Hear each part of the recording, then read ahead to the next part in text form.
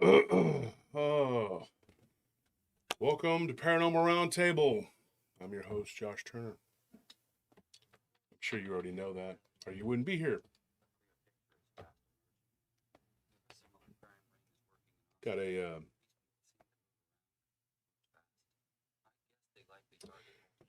I was watching a video, me and Anthony on the way over here, and we had to go all the way down south and drop off a person. And I was sent a video by, I believe you, Love Cat. I believe you sent me this video, and what it is it's dead bodies keep washing up in a Ladybird Lake. What it's about is people dying mysteriously from drowning here at the lake in downtown Austin. And I guess since 2000, well, it's the video starts off with 2008, right? That's the first victim. Yeah. And he was like a professor or something, and the police. I mean, they always do a stellar job, but so I guess the first guy, he was found duct taped, right? His face or something, his hands. Yeah, his hands and feet were bound. Yeah. His face was like duct taped. And they said that he did it to himself. Yeah, it was a suicide. He duct taped himself and threw himself into the water. And then there was just the guy lists like a whole. If you want to watch it, the video, it's really interesting. I'll let me see if I can pull it up here.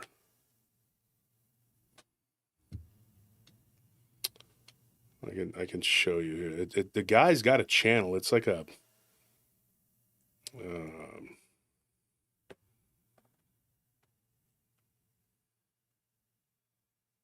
No, I just lost it here. Let me see if I can find it. Because we got about 30 minutes and we bring on our guest. Our guest is going to be, he's a friend of mine, and he's going to talk about some stuff. I found it. Yeah. It's called Dead Bodies Keep Washing Up in Austin, Texas. Rumors of a Serial Killer. It's from the name of the channel is Law and Crime Network. Law and Crime Network. And the guy says his name is Mr. Black. He's got an interesting voice. He kind of sounds like he's got a mothball in his mouth when he talks. Yeah, I noticed that. But he's got a good voice. So I mean, it's interesting. I've never heard it before. Like I said, I think Love Cat sent it to me. It's something that a couple of my friends have mentioned to me. Eric Palacios in particular had said something about it, and Loki both had mentioned to me that this has been going on. I remember like this past year there were like 3 or 4 people like that something had happened, but I didn't really keep up with it real close. And now it seems to be people are starting to take notice, and hopefully they'll galvanize the police to do something about it. Guy Mandu says, Josh, what is your 14 exercise workout? Also, thanks for the goat man. Okay. I don't know what that means. Thanks for the goat man. But... Greatest of all time. Oh, thanks. Oh, okay. You're calling me the greatest of all time. Well, I don't think I am, but I appreciate it.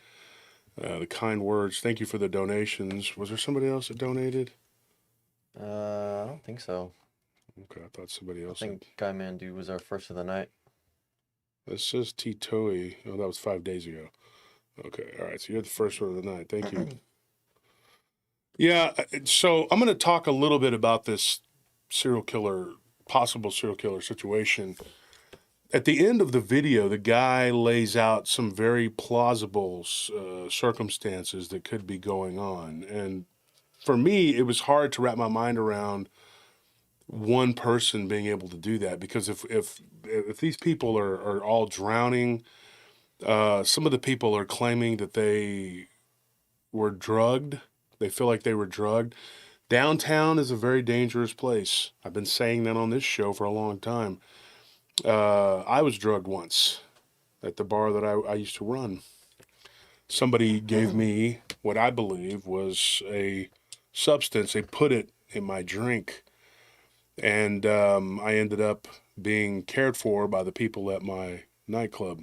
my colleagues and workers, and they just kind of laid me down in the back and kept an eye on me. I was, for the most part, coherent. It was a very weird incident, and so I know that this happens. People can be drugged, and I don't really know exactly what they were trying to do to me. I can only imagine. Back in those days, there's no telling what they were trying to do. I don't think they were trying to take advantage of me. I think they were probably trying to get rid of me. It's probably would be the case back in those days. I will say this though, the guy's explanation at the end does make a lot of sense because some of these people have actually been arrested. Now, why the police have not, gone on and made a deeper connection here, I have no idea. I can imagine Austin being the kind of city that it is. I'm sure they don't want to make a big deal out of the entertainment district's a big deal here. Oh yeah, They it's a make lot of money to be made. millions of dollars a month, like, folks, it is freezing in here. It is cold. I should wear a jacket or a hoodie. But it's supposed to get down to like, what, 10, 11 degrees in a couple days. But, the thing is,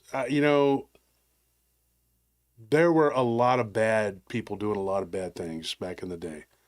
And if you come to Austin, don't get separated from your group.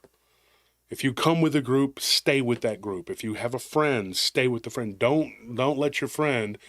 These are almost all men that this is happening to, which is odd too, because you would think that women would be, weaker, easier targets. Yeah. But if you're a guy, I know how guys are though. Guys have a bad habit of leaving the other, like one of their friends behind to go holler at somebody, and they'll just leave their friend there because they think, oh, he's fine. But if that friend has been drugged and they end up, separating from you, that's a problem because then they can become a target. So if you go out drinking, and this video gets into not just this happening in Austin, but happening in other cities, right? Yeah. And I do believe there's a connection because the ring of people that were doing this, they were operating in several different cities. One was the two of the women that were convicted of doing this here in Austin. They couldn't pin the murders to them, but they're robbing the people. And I guess, sometimes it turns into murder or something. I guess that's what's happening. What's going on, Tony? So what ends up happening is they stumble out of a bar, and so if somebody inside the bar drugs the person, then I guess then somebody else is like the lookout. Yeah. And they kind of keep an eye. Because I was thinking that when I was listening to the video, and I was thinking it would be really hard for one person to do it. I mean, if you're a bartender and you're spiking someone's drink, because it was one bar in particular that they were operating out of, I think. And so I was thinking while the guy was talking, I was thinking it's probably a group of people, like a at least two or three. Yeah. Because you would have to have somebody to do it, and then somebody else to kind of shadow that person as they stumble around, And I think the goal is to steal, it's to rob, and then they end up killing them in the water. Or they fall into the water and drown, and these people don't give a crap. One of the things I noticed, too, is on one of our properties, there were a couple of break-ins yesterday. One vehicle got broken into for a car charger. They destroyed this person's BMW windows, which that cannot be cheap to replace, to steal a car charger. That's all they got was a car charger. But to them, what do they care? I mean, they break your window and they got a car charger. Yeah. You are stuck with a huge bill and insurance and whatever. And in the other vehicle, this makes me mad as hell too. They got I think $2 or $3 in change. So two vehicles broken into side by side. They got a car charger, and the other one they got change of about $3. $3.50. Can't all be winners. So, and then one of the people was talking to me, my business partner, and Who's that? who is that? One of the ladies that works next door. Really? Sorry, we got to visit with him. Yeah? Yeah, what? Oh, okay. Thank you. They put it in your mailbox because we didn't want it. Huh. Oh, yeah, that's for our buddy.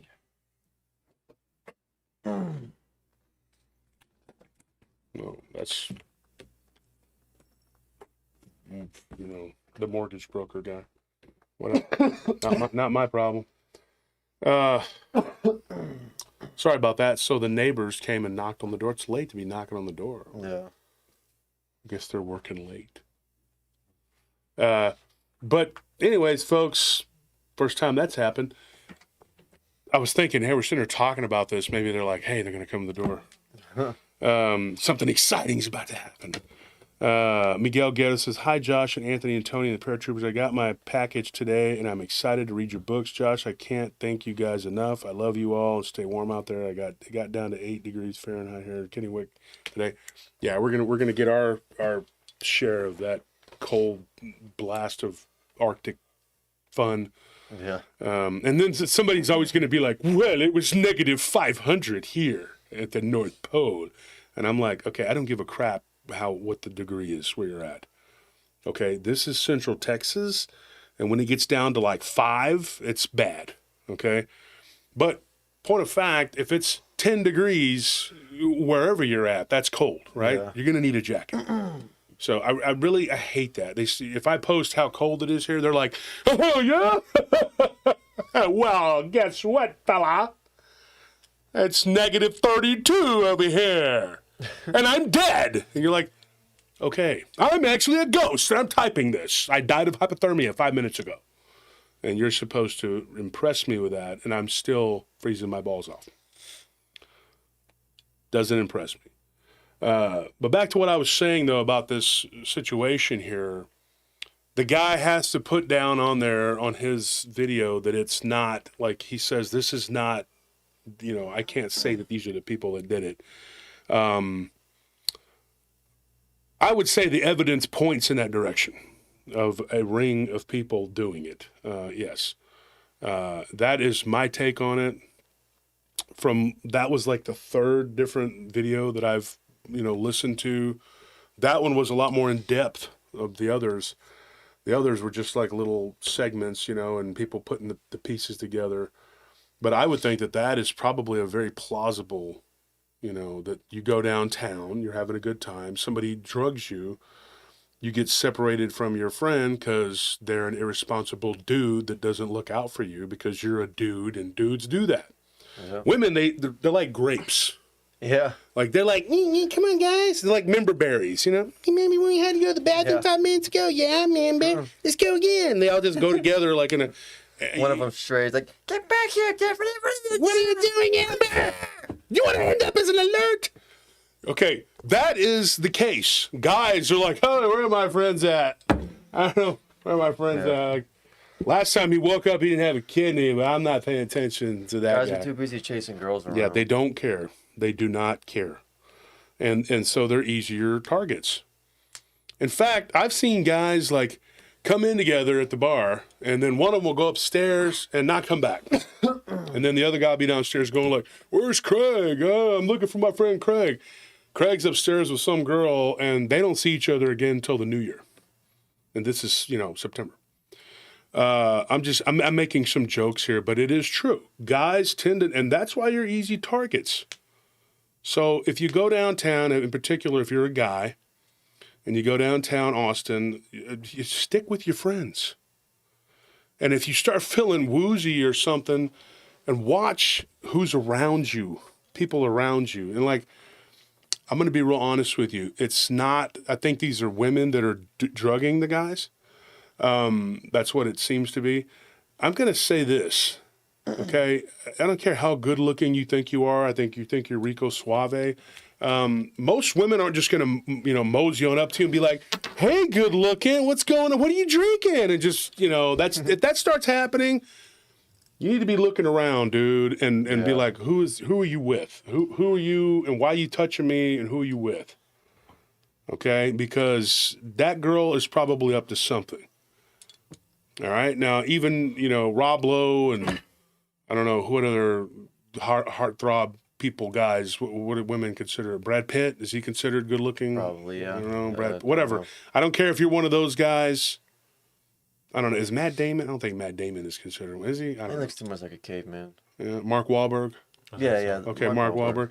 I don't judge dudes, but let's just say maybe even those guys, Matthew McConaughey, Mark Wahlberg, whatever, are in there. The odds are, if they're not celebrities, people don't know that they're celebrities. The odds are that some hot girl's not just going to come walking up to you and just start touching your drink and wanting to talk. So when that happens, you're being drugged, okay? And it's not rocket science. Everybody always is just, everything is always so confusing. Y'all's younger generation, you're confused about everything. Mm-hmm. I'm not religious, I'm spiritual.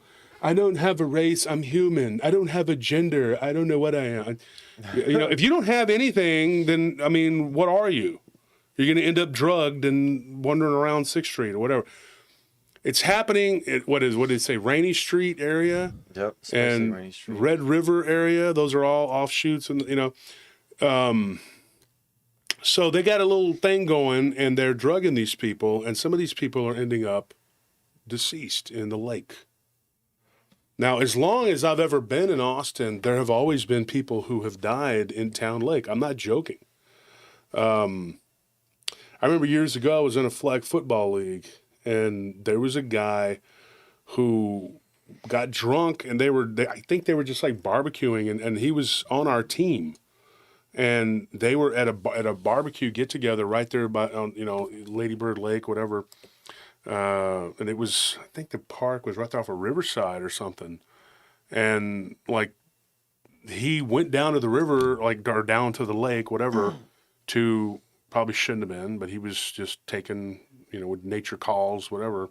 And he didn't come back. And then they had to look for him, and then they found him, and it was 2 days later or something like that. Something very similar happened to one of our Ash's friends. They found him under a pier.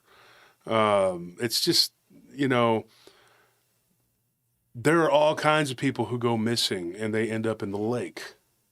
And there has been a no swimming ban there since I think the 60s or something like that, because a lot of people have drowned there.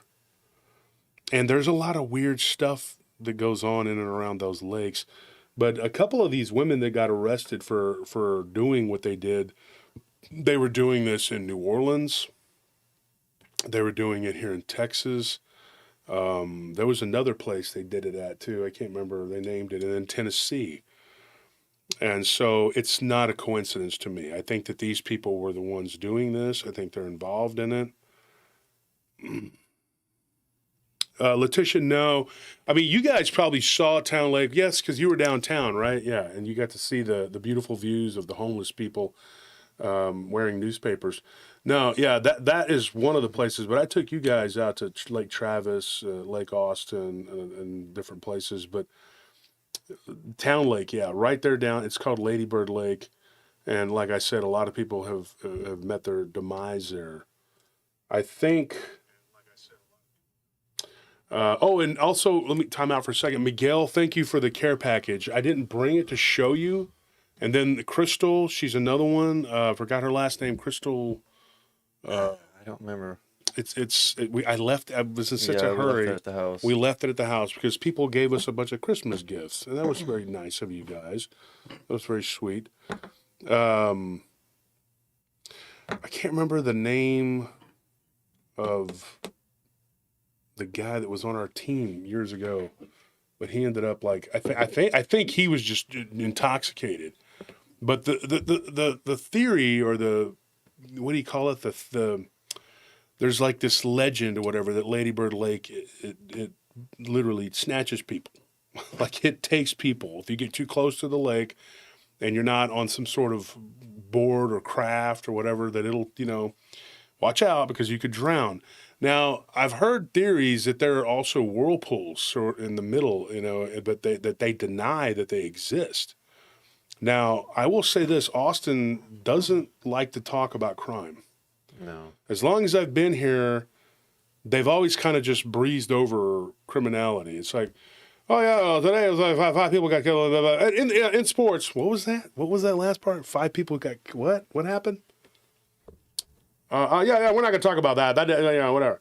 That's old news. What are you doing on the past? Like the guy that got shot at the mall. It was like in the news one day, real quick blip, and then it was over because they want to paint this picture that this is some sort of like safe place that nothing ever happens here. Yeah. That's poppycock. I can tell you that right now. If you're looking for a safe place to move to, I wouldn't suggest moving to Austin. I would not suggest that. Bless you. I think there's a lot of safer places that you could move to.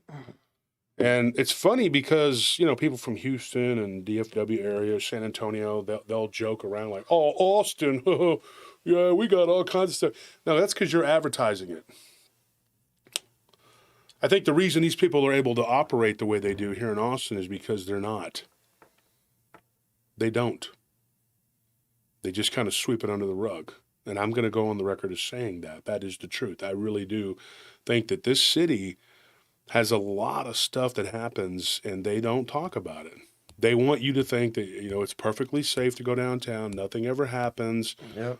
And that's not the case. That is not the case. I worked downtown for years. There's a huge crime element. There's an organized crime element. Multiple organized crime organizations operating at the same time. I will tell you that. That's the truth. And so if you come here, just be careful. I don't want anybody, especially my listeners, anybody that I care about, to get caught up, hamstrung in something. And like I said, if you're a guy, don't trust it. It says, not the Mothman, I owe the mob 100,000. Wow. Don't tell us which one either, because I don't want to know. We're good. We're good. Well, good luck with that. Yeah, good luck with that. I have a story to tell very quickly. This isn't a real long one, but it'll get us through until we get our guest on. There is a place, it's called Mohawks. I think it's still called that. Maybe you could look it up. All right. Some friends of mine own that place, and my other friend used to, and he owned it before. His name was Reinhardt, but he works with Arash now out in Cistern, which is Red River? Yeah, Red River. Yeah. It's called Mohawks. It used to be the Caucus Club because the reason they call it the Caucus Club is because all the politicians used to go there and drink at lunchtime because the Capitol is just right there. Literally, the Capitol's within walking distance, so they would go there and they would have drinks. And you could walk in there and maybe talk to a politician. In fact, it would be a place where people would go to kind of lobby the Texas politicians because the Texas senators would go in there and drink. So there was a gambler who was thrown down a shaft there, which is kind of the dumbwaiter. Now, the overriding theory is that he was shoved, like he was murdered, and the place was haunted. And I can attest to this because one night when I was hanging out there late with my friend that owned it and another friend of mine, we were hanging out in there, and of course, you remember Pete. He's been on the show. Yeah. Pete's probably listening right now. Pete was one of my old roommates. We were in there, and my friend Noka. Shout out to you guys if you're listening. And we heard clack, clack, like pool balls going back and forth in the next room from where the bar was. There was a pool table, 2 pool tables. And I look over, and I could literally physically, I saw the pool balls moving. Now, this isn't unusual. It used to happen in our club all the time. And I thought somebody would be around the corner. So when I go and I look, there's nobody there. And I turn around, and I'm like, there's nobody there. There's 5 of us there. It was me, Squid, Noka. I remember correctly, his friend, Stuff, which is one of his guys, and then Pete, and then Reinhardt. So I guess 6 people. And we're all right there in that one little area. And then we start talking about the place being haunted. And then it comes up about the gambler. And everybody always tells the story about the gambler at the Caucus Club. Now it's called Mohawks, whatever. It's still called Mohawks? Yeah. Okay. And supposedly there's a dumbwaiter, like you could raise it up to bring food and drinks, and then it goes up and down. Upstairs was where they had the poker table. People would go upstairs and play poker. This was back in the 1880s. You're talking about the Old West type days, And he got attacked, either was thrown or fell backwards down into the dumbwaiter and broke his neck or busted his head open. There's different versions of the story. The reason I believe that it's true is because multiple people have seen him in the bathroom mirror. And several of my friends have worked over the years and have heard a scream as they're closing up. Certain times of the year, they'll hear this, scream coming from that shaft. Now, a lot of people claim that he was killed right around Easter. And that's when they claim that they hear this. Now, I've heard a bunch of different theories and stories about it. One of our friends, Sean, who he's since passed away too, he was an MMA fighter, got a bleed. You know the story. Mm-hmm. And then somebody hit him in a bar fight, and he passed away. But he was telling me years ago, before he passed away, he was telling me in Squid that he was in there one night with his friend, and they went upstairs, and this guy ran by them very quickly, wearing like an overcoat, dressed like a gunfighter, and even like wearing a gun belt, looking like somebody out of Tombstone, like Wyatt Earp. I remember that story. Now, it was 2 weeks prior to Halloween, so I thought maybe it was just a guy in a costume. But he goes, when they turned around, he was gone. Now, that's one of multiple stories that came out of this place. And there were a couple of guys, they're twins, and their younger brother, I believe, he either runs that place or he owns it. And they used to own Dizzy Rooster, which was right next to our bar. And I don't know any stories from there, but we were in there one night. And do you know how it sounds when you take like a 6-shooter and you spin the barrel? Yeah, It's got that clicking noise. We heard that like 3 or 4 times. So this was a different night. This wasn't the night when the pool balls were moving around and we were talking and we heard like what we thought were spurs. This was a different night, and I was with Eddie. You know Eddie V. Yeah. So me and Eddie V go up the stairs, and we heard like somebody spinning like what sounds like a 6-shooter. And we walked all over. We couldn't find any. There was nothing. We couldn't, And there used to be a bartender, and he's pretty popular here in Austin. His name was Dredd. And he worked upstairs back when it was a Caucus Club years ago. And I got a chance to talk to Dredd when he was working at the Clay Pot. Is it the Clay Pot or Clay Pit? Clay Pot, right? I think it's Clay Pot, yeah. Clay Pot, which is another place that's very haunted. And when you go here, if you come here to Austin, you do a ghost tour. If you go to the Clay Pot, you'll probably go to the Clay Pot, and you will understand what I'm saying. Especially when you go down into the basement area, it's palpable. You can feel it. There's something really dark and sinister there. Well, I introduced him to my wife, and Dredd told us a little bit about the Clay Pot and stuff that had gone on where he was working at the time. But I mentioned, I said, you used to work at the Caucus Club, and the upstairs of the Caucus Club was haunted. He said, yeah. And he told one of my friends a story. And I don't remember the details of it, but it was something about a guy in Western garb that looked like he was just kind of sitting there at a table, like just kind of looking straight ahead, holding cards, and then he was gone, like, you know. But that whole area is just inundated with spirits. I mean, you can walk into any of those bars, and there's gonna be a ghost of some kind. One of the clubs I remember not too long ago, and this is the whole story I'm going to tell you. A girl was working downtown, and it would be where Fuel used to be. It's not there anymore.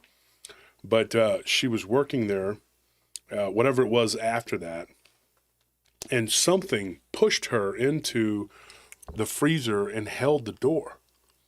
And she was the last one downstairs, and the manager and the other bartender were upstairs. And it was a slow, like, Wednesday night, and so there wasn't a whole lot of people there. And she's like, something pushed me. I felt it, like hands. She said she could feel nails, like, you know how a woman's hands, you know, and it pushed her into the.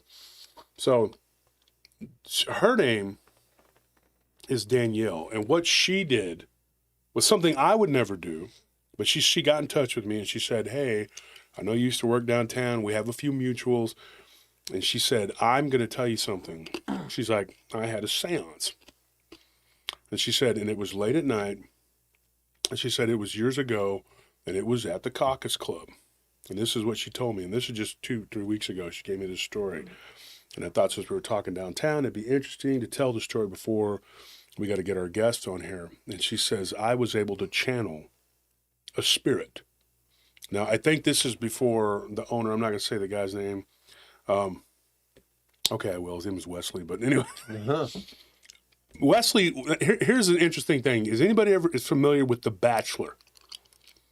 I don't know if anybody's familiar with The Bachelor. You can look it up and just look up The Bachelor, local Austin man, whatever goes on The Bachelor. He was on The Bachelor twice, and he has a twin brother. And their younger brother is the one that runs I believe they bought the Caucus Club. They made their money working out in the oil fields, and they came to Austin and they bought like 3 different clubs, 3 different bars. They were good friends of mine. But one of them was on The Bachelor, the show The Bachelor. I never watched it. I just knew he was on there, and I would talk to him every once in a while because I'd see him and his brothers working downtown. And as far as I know, they weren't involved in anything shady. They weren't gangsters. They were some of the good guys. And in fact, I offered to help them out, to keep some of the riffraff and bad people off their back, because, you know, anytime you're a good law-abiding person, some vulture tries to swoop in and mess with you. So, you know, I was not one of those people that would take that kind of mess. Let's put it that way. But anyways, Wes, I believe, was the one that was running it, if I remember correctly. Or maybe it was Josh. I don't know. Anyway, they owned that club. But before that, there was another owner, and I guess this is around that time. And she says, we had a seance there. And she's like, and we channeled the spirit of a guy that died there. And she's like, we have a name. His name was David. Didn't get a last name. But he claimed to have died there in 1886, and he was pushed. He was not pushed, but he was slapped and shoved down backwards out of his chair and down into the shaft. And then the guy went over to the top of it and shot 3 times down into hitting him twice. And the wounds from the gunfire was not fatal. It was his head, the head injury that killed him. Yeah, So, but the wounds from the gun were overkill. Yeah. I mean, I think the guy just wanted to make sure he was dead. Yeah. He was accused of cheating at cards, and so that's what happened. Heavy crime back then. But it was a bad crime back then, yeah. But he gave her an entire scenario, like, you know, during this seance. She said there were 4 of us holding hands, and then there were 2 other people around us. And she said that no was no levitating table or anything like that, but there was this forlorn feeling, this sadness, and this very poignant voice came through the channeler, and it said, "My name is David. I died here in 1886." He's like, it was at 2:00 in the morning.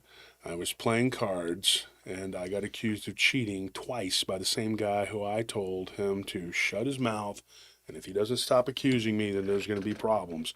And he said, okay, let's just have a problem. And he reached across the table, smacking him, shoving him backwards. He got up to draw his gun and fell, because he was off balance. And then it killed him. Then the guy went over the top of the dumbwaiter, shooting 3 times down, twice hitting him. And that was it. Thank you, too. Shout out to that donation. DJ Tyler, thank you for that donation, too.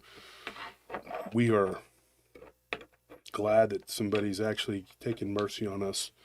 Please send us money. Please. I'm begging for donations. Can't you see that?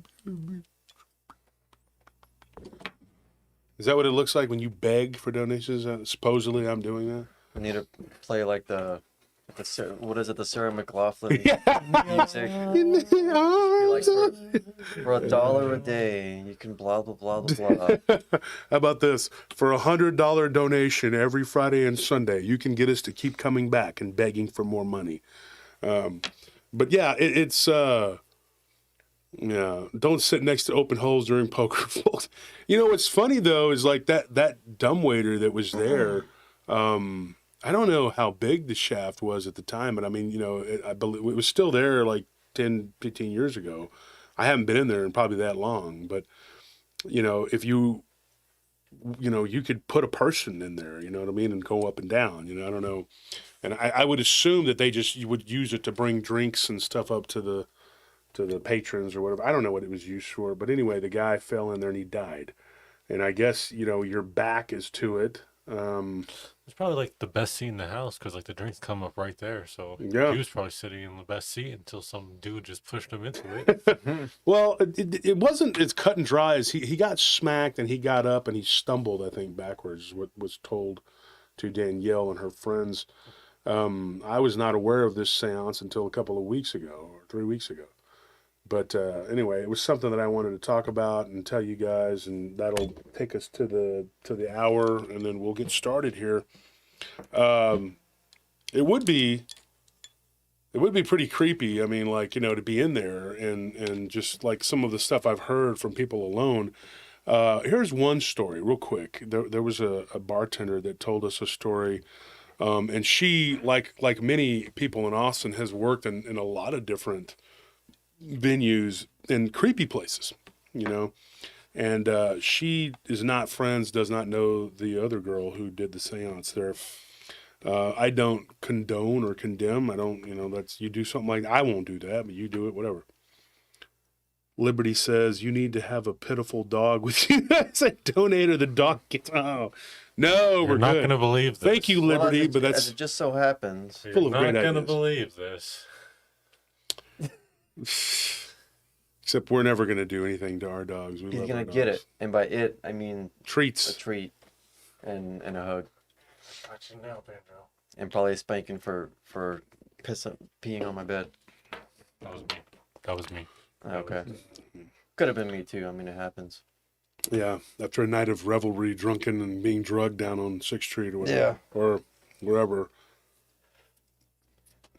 So what ended up happening though? She was upstairs, and I noticed this in the notes I had down about this whole situation. And there were a couple other little anecdotes, but this one in particular was creepy. But she was upstairs. Listen to this. She was doing, cleaning up, whatever. Her and the bar back were cleaning, and they hear, psst, and they stop. And they turn around, they look at each other, and he's across the room, and she's like, "Did you hear that?" And then it said, "I'm over here." And it came from the area of the dumbwaiter. Huh. And so they both just like looked at each other and booked down the stairs. So that is something that was going on back when my friend owned the bar too. Like there was people saying that they heard voices, and there's even like a story that I got about a full-bodied apparition, but that's for another time. So we're going to get started here with the guest.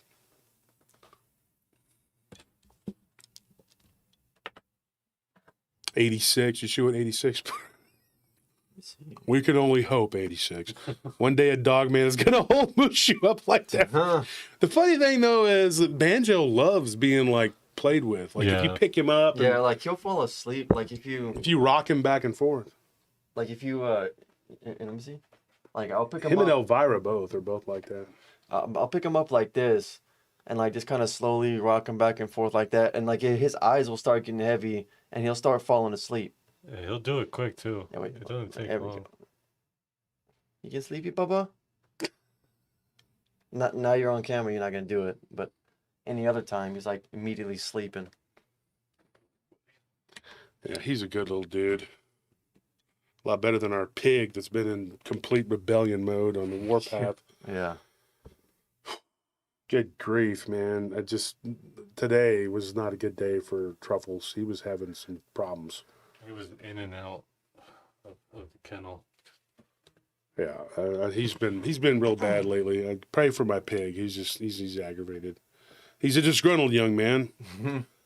But he foments rebellion with the other animals because then they start acting a fool, dude. And they were like, I was like, I had my laundry thing they're in my study, Yeah. and Martis got up in there and took some of my one of my socks, and took off with it. And then the pig grabbed it and started shaking. Everyone was running around, and I was chasing him around. And then I chased him so much it was like a Bugs Bunny cartoon. He was behind me. He was running around. I look, and I'm like. And then somehow Elvira got it, and she's a good dog. I said, Elvira, come on. And she stopped, and then I took it and put it back in the room, but it was just antics from the animals. I should have known better that the door was just open enough. We have a video, folks. I don't know if you can play it on here.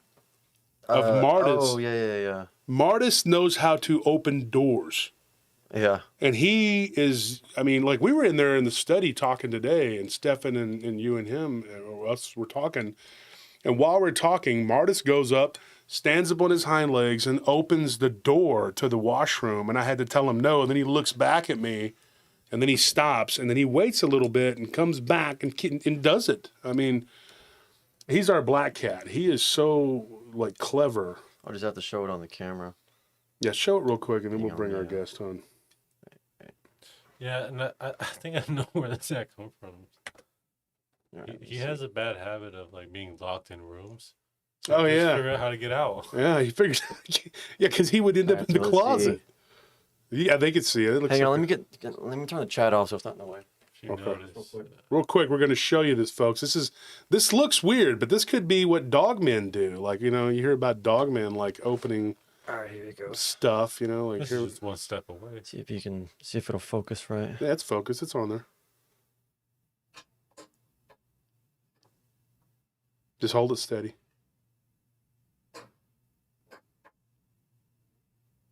And that's Story, our ferret. Lourdes, what are you doing?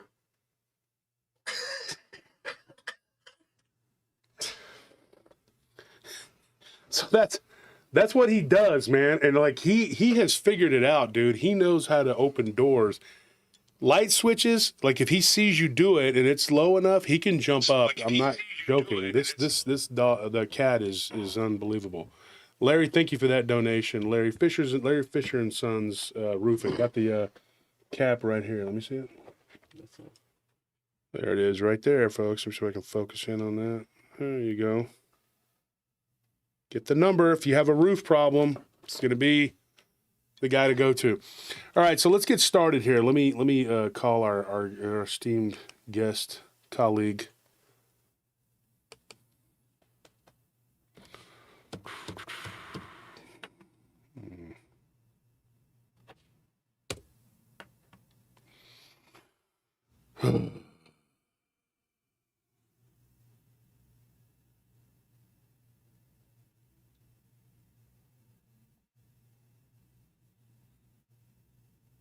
Okay, here we go. Mm-hmm.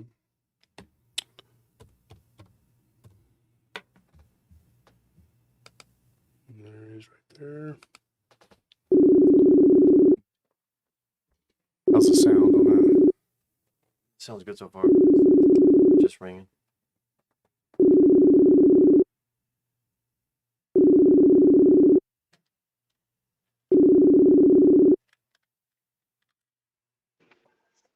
Josh, what's going on, man? Hey, Brandon, how you doing? Pretty good. How you about yourself? Oh, good, man. Good. I can't complain. Well, I guess I could, but I'm not going to. I heard that, man. So how are things up there? Is it getting cold up there yet or not? It is getting cold, man. We're just kind of ready to ride this wave and see what happens on Sunday, Monday, and Tuesday. Yeah, that's when it's supposed to be bad. Of course, here in Texas, we always got to hear about how cold it is everywhere else. But I'm like, look, dude, this is Texas. We don't function when it snows here. We don't go out and plow it and clean. We just look at it. Oh no. That's We just stay it. inside the house. It was just I think yesterday was like 65 degrees here. Mm-hmm. And we'll wake up tonight. I mean, in the morning it'll be about 19. So bipolar weather for you. Yeah, Texas, like they say, just stick around; it'll change. So Just stick around and it'll change. That's right. So, folks, this is Brandon Tolbert. Brandon is a longtime friend of mine, and he's also got some interesting material. Like he's had some encounters, and I wanted to bring Brandon on and tell his story in his own words. And so, Brandon, I met you through Bettina. That's correct. Yeah. And we weren't always friends, but we've been. We're we had a petty little run in, but hey, that's the past. Yeah, that's the past. Yeah. And so here's the thing. I always tell people that I think I'm an acquired taste. Once you you drink of the waters, then you're like, okay, he's not so bad. But it takes some getting used to. Kind of a polarizing figure. Polarizing, yeah.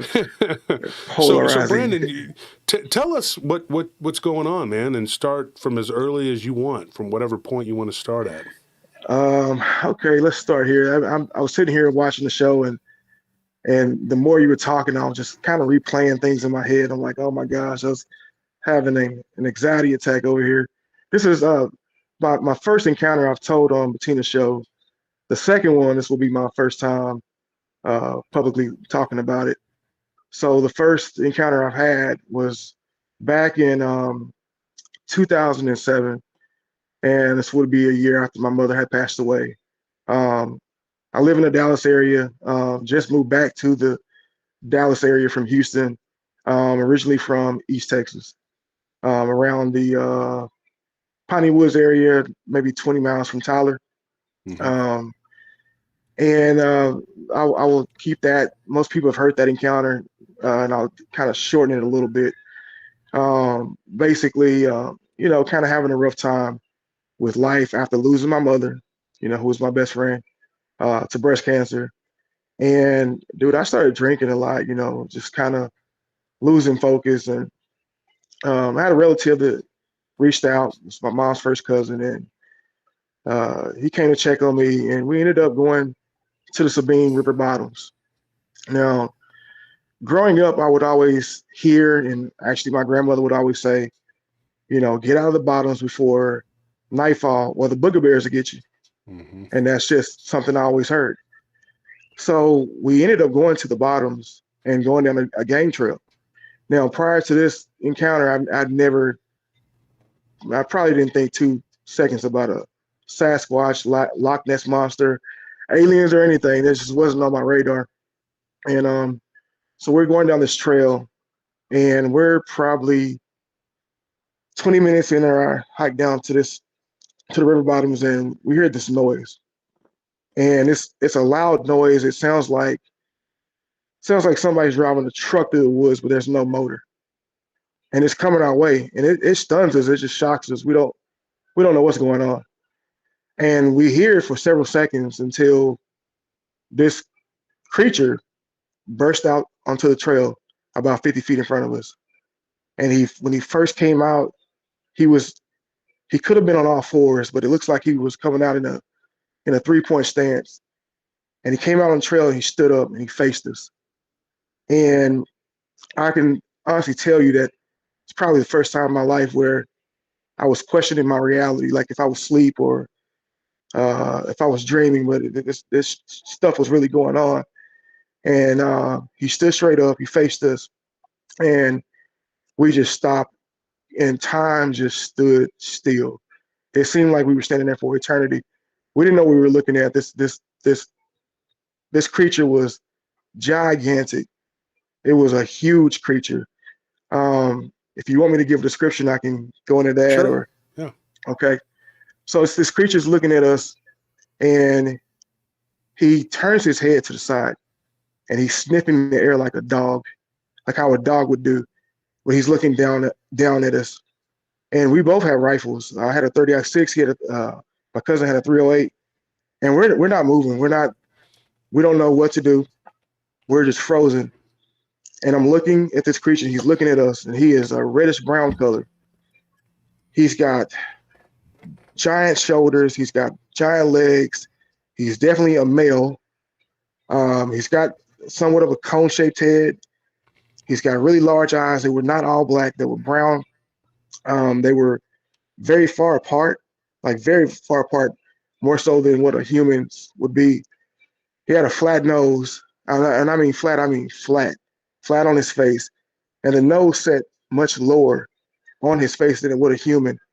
And he had a really, really wide mouth.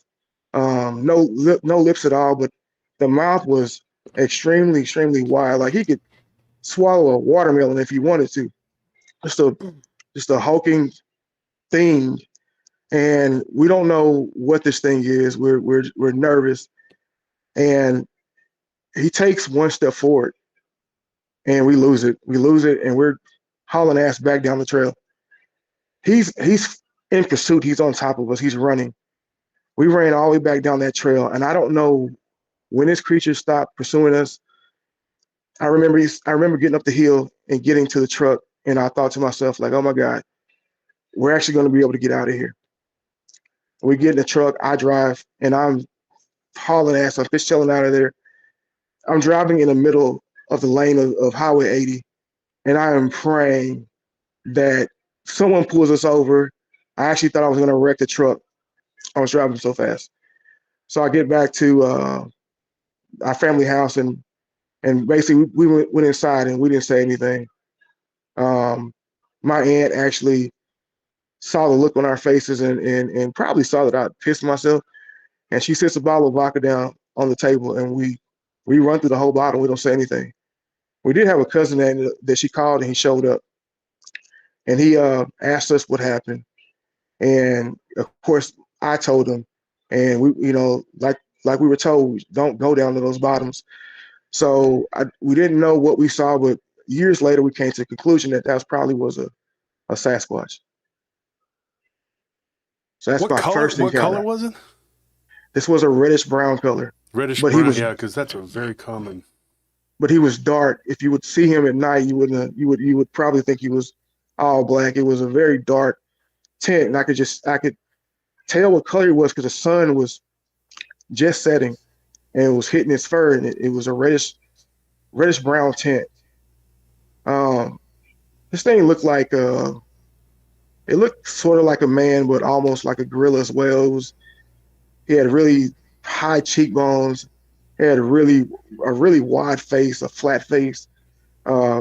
Besides the eyebrow, the eyebrow ridge or whatever, that did protrude like kind of like a caveman.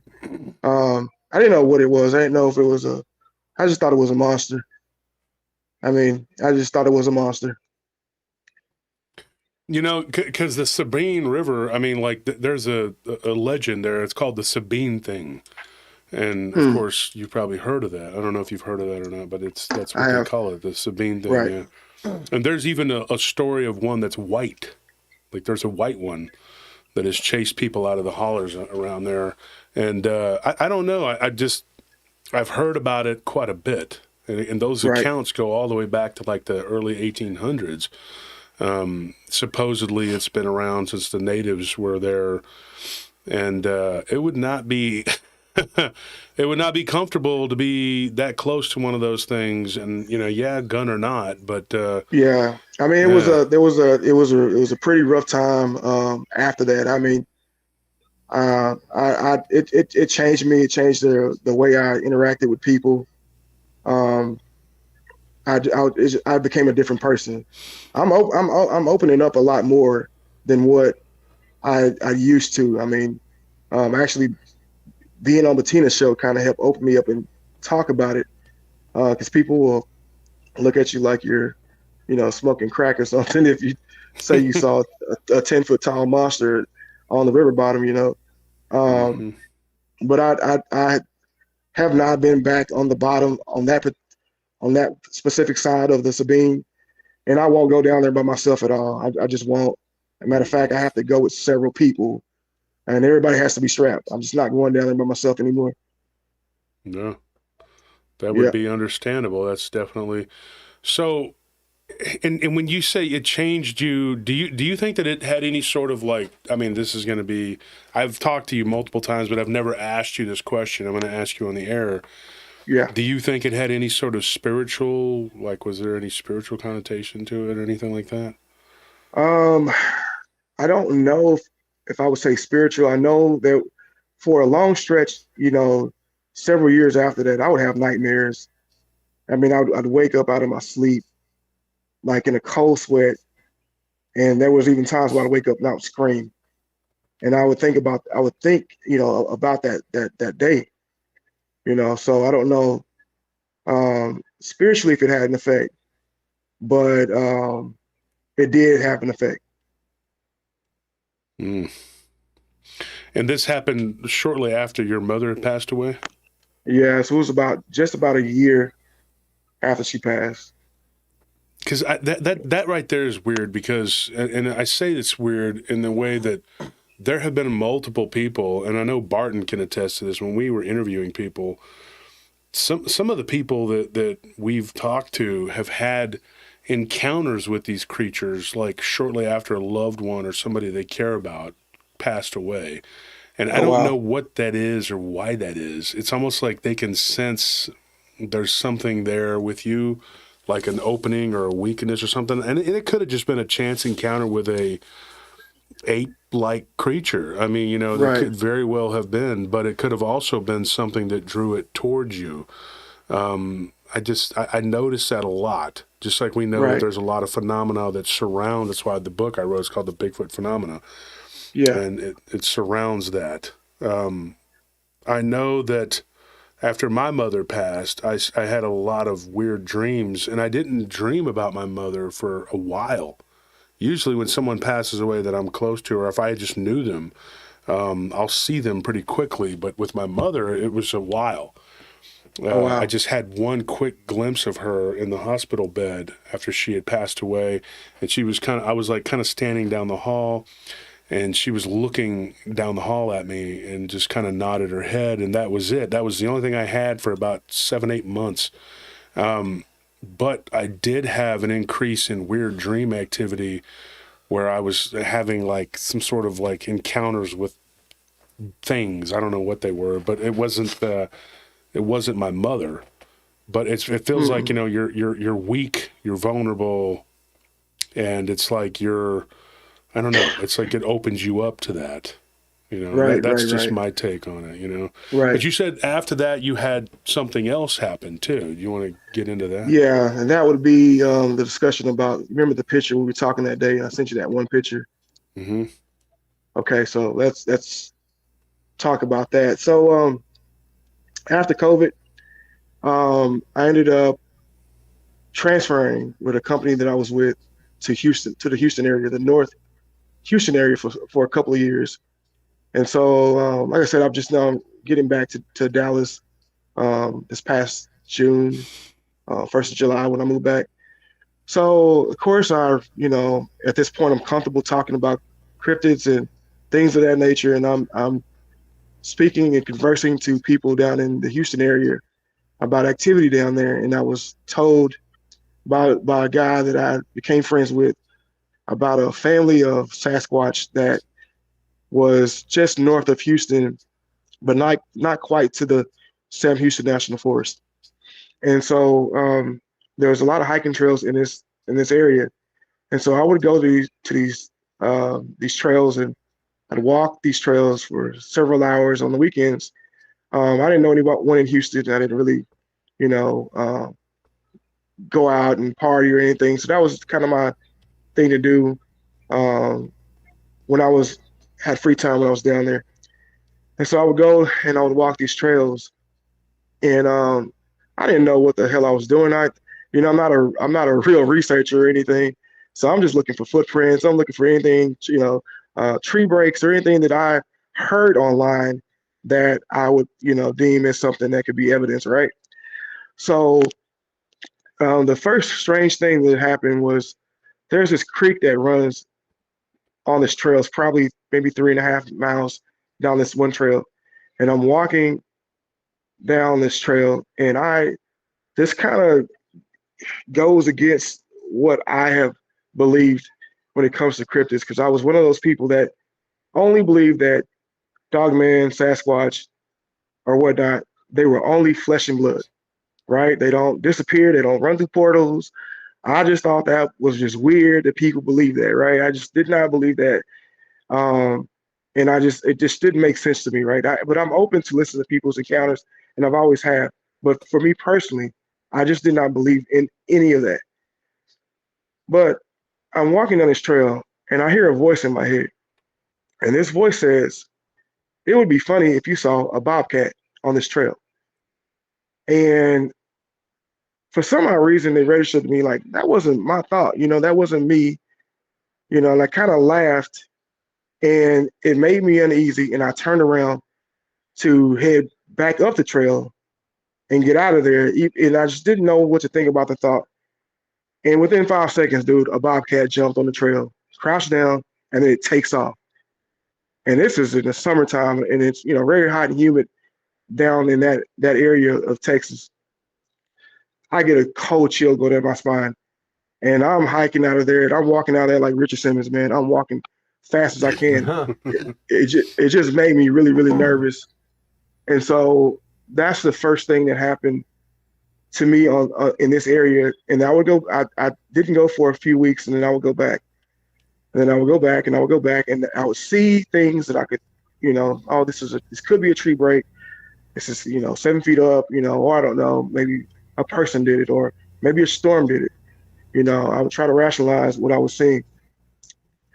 I go, and this is one morning, and I'm on this trail, and it's very, very early in the morning.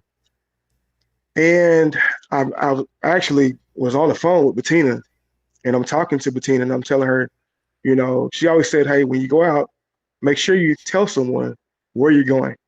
If you're out hiking or doing research, make sure you tell someone where you're going. So she was always my go-to. Hey, B, I'm in this area. Here's my GPS or whatever. And I'm on the phone with her, and I'm walking down another trail. It's kind of weird to describe these trails. They cross paths, they intertwine in these woods in this area of north of Houston. And she said, sounds like you're doing good. I'm going to go ahead and get off the phone and call me when you get done. And as soon as she says that, I see something at my 9 o'clock. I just see something go between the trees. And so I'm thinking to myself, like, I'm pretty far out here. I don't know if this is a person walking a really big dog. I don't know if this is a deer, because there was a lot of deer in that area. And it's kind of just disappeared. So I didn't see it anymore. So I paused. Bettina was like, what is it? And so I'm like, I don't know. I just saw something. She said, well, what do you think it is? I don't know. I don't know. So I'm a little nervous. I have a firearm on me, but nothing big enough to hurt anything that could be a serious threat. So I'm quiet. I'm still. And then I see this thing move between the trees again. And this time I realized that this thing is like really, really shaggy. It's a grayish brown color and it's shaggy. And it stops, and all of a sudden it looks like it falls to the ground. Like if you would grab a sheet and just drop it. It just falls to the ground, and then all of a sudden my heart starts pounding. And I'm like, oh shit, like something bad is going on. And she was like, what is it? What is it? I don't know. And this thing, I see it again, and it comes back on all fours, but this time when I see it, it's coming up to 2 feet. So at that moment, I know like this is something bipedal, and I'm no questions asked. Like I'm surprised I didn't throw my phone because I'm running. I'm running. I'm trying to get back to the main trail. So I finally get back to the main trail, and I'm out of breath. My lungs are burning, and I'm walking out of there. I probably got debris and leaves all in my hair, and I just happen to see this random guy on this trail, and he's probably maybe 100 feet, 125 feet in front of me, and he looks back at me, and he just gives me this look like, "What the hell's wrong with you?" You know, because I probably look a mess, you know.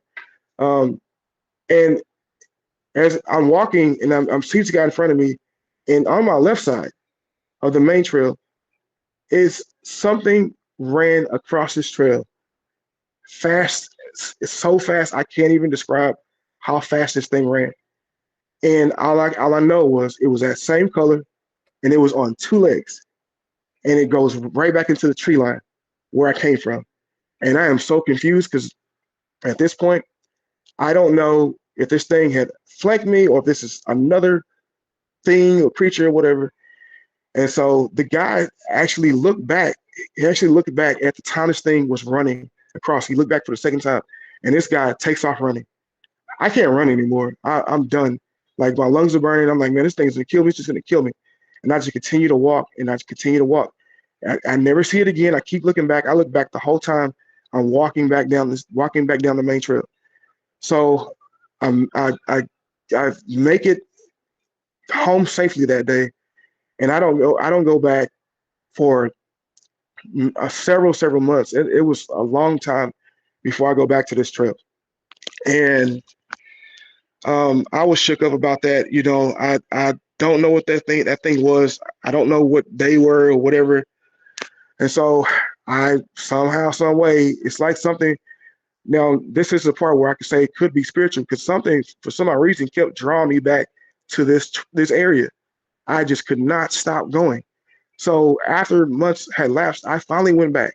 I finally got the nerve to go back, and I'm back on this trail. It's evening time, and I'm on video chat this time. I'm on video chat, and I'm showing these weird looking structures and bees on this call, and I just keep pushing down these trails, and I want to stop and I want to turn back. And Bettina's like, no, keep going, keep going, keep going. So I keep going, and she's like, oh my gosh, she's seeing things that, you know, she's recognizing. And I'm at this time, I already know, like, I'm up shit creek because I feel like I should not be where I'm at. I should not be this far down the trail because I was pretty far down this trail. And this smell just hit me. It just the wind blew, and there was a smell that I had never smelled before, and it smelled like something that had died, something that had died, something that had like really strong urine, like ammonia smell. It was horrific, and so I didn't know what that was, and I kept going, and then all of a sudden something rushes me. Something rushes me. Something runs from my left, and it runs up on me so close I can feel the wind of it like hit me, and then it turns around and it runs away. I see it running away, but the problem is I can see through it. Like this thing was translucent. Like it was translucent, like the Predator off the movie. And at that time, there's no point in running. Like there's no point in running. And I yell out like, "Oh shit!" She's like, "What's wrong? What's wrong?" And I'm telling her, I'm describing, you know, what it is. So I continue to walk. I have my gun on me, and I continue to walk, and I have the video over my back shoulder, and she's seeing what's behind me, and she's taking screenshots. So that picture that I sent you was actually her taking a screenshot of that creature over my right shoulder, and it was cloaked. But also, when that creature that rushed me ran off, it's like the cloaking, whatever it was wearing off, because I could see the brown and gray fur, and then it would go back translucent, and then I could see like a shoulder. It was the scariest thing I've ever seen in my life. And I continue to walk and walk, and my main thing is like, I've got to get out of here. Just make it out alive. Just make it out alive. And I could hear B, she's calmly telling me just to keep walking, but also I could hear B crying. And she's like, "There's two over your shoulder." And I look back and they're going between trees. I can see them going between trees, and they're cloaking, like you could see the outline of these creatures, but you could see straight through them. I don't think they were anything like a Sasquatch, what I was told. I think they were dogmen. Yeah. That's my personal opinion. I think they were dogmen. I finally make it out of the trail, and after that, I never went back. I never went back as far as that area goes, and I mean, after that encounter, I think I'm done. You know, I think I've seen everything I need to see, and Yeah. you know, yeah, I'm not trying to be the first one to bring one into the laboratories for science or study. I don't care about none of that stuff. So Yeah, me that neither. I don't know. yeah, I've seen enough. So it changed my mind about what I thought these creatures were. They're definitely more than just flesh and blood. There's something else about them. I can't even imagine or think how they're able to do that. But I saw it with my own eyes. You know, there was a story I got not too long ago out of Texas City. You know where that's at? I do. Yeah. Yeah. And it's weird because the person that gave me that story, they're actually from Bay City, and they lived in Bay Bay City, City. and then Bay City Black Cats. Yep. And yeah, I know East Texas, believe me, and I think that El Campo is like right across from El Bay Campo. City. Yep. That's Yeah, true. the rice birds. Yeah. Rice So birds. this person was telling me they had some encounters, and I'm going to go over some of their stuff eventually. And Texas City was one of them where they used to work there. There's an oil refinery there, and they were telling me that they were coming out of the refinery one day with their friend. They were getting ready to go home, and they saw this thing cross the road, and as it did, it started off looking kind of like, at first they thought they were looking at a Bigfoot, but then it was like in daylight, Yeah. and it was like at the shift change, like at 3 o'clock or something like that, and they were Wow. leaving the plant, and this thing was walking across the road. Now, if you've ever been to Texas City, it's ugly, gross. No offense to anybody that lives there, but it's dog crap. Smells right? terrible. It smells Yep. terrible.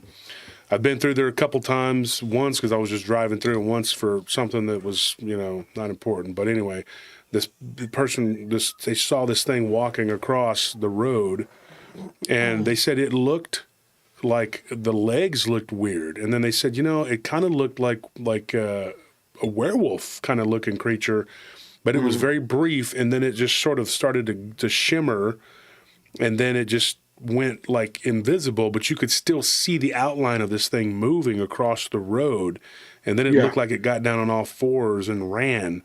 And they had asked me if I had ever heard of anything like this. Of course, they didn't watch the show at the time, and I told this guy, I said, yeah, I've heard of this. And he's like, well, Wow. what's weird is that we would see this thing at my cousin's house down in El Campo, and also where I was from in Bay City. And so it's weird because they would see these same things. And he asked me, he said, the guy that I was with, he wasn't seeing it. And he didn't see it until I pointed it. I stopped the vehicle and I pointed and I said, look at that. You don't see that moving? And as it ran across some grass, he's like, then the guy was like, oh, I see it. Wow. And he asked me, he's like, why would I see this thing in those other two towns and then see it over there? And I think it's one of those things where once you see one, whether it's a Bigfoot, Dogman, or any, I think that you're predisposed to it at that point. Like you're able to connect or be on that wavelength that they're on. And I know that sounds kind of weird, and it's hard for people to wrap their mind around, but that's got to be what's going on with this thing. That's scary, man. And as far as my second encounter, that's one part I forgot to add. So before I had the last encounter where they were actually cloaking, there's one part I missed, which was spring break. So I have a 13-year-old and a 9-year-old, and I came to Dallas to pick them up for spring break, and I brought them back down to Houston. They spent their spring break down there with me, and I people don't slam me, but I did go out to this trail with my kids, right? And my plan was not to go far down this trail. It was a nice day. I think it was a Saturday, and we went down this trail. No one on the trails.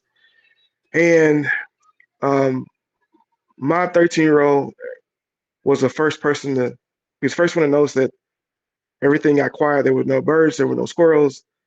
And he said, "Dad, you hear that?" And I said, "No, I don't." He said, "That's the problem. It's nothing."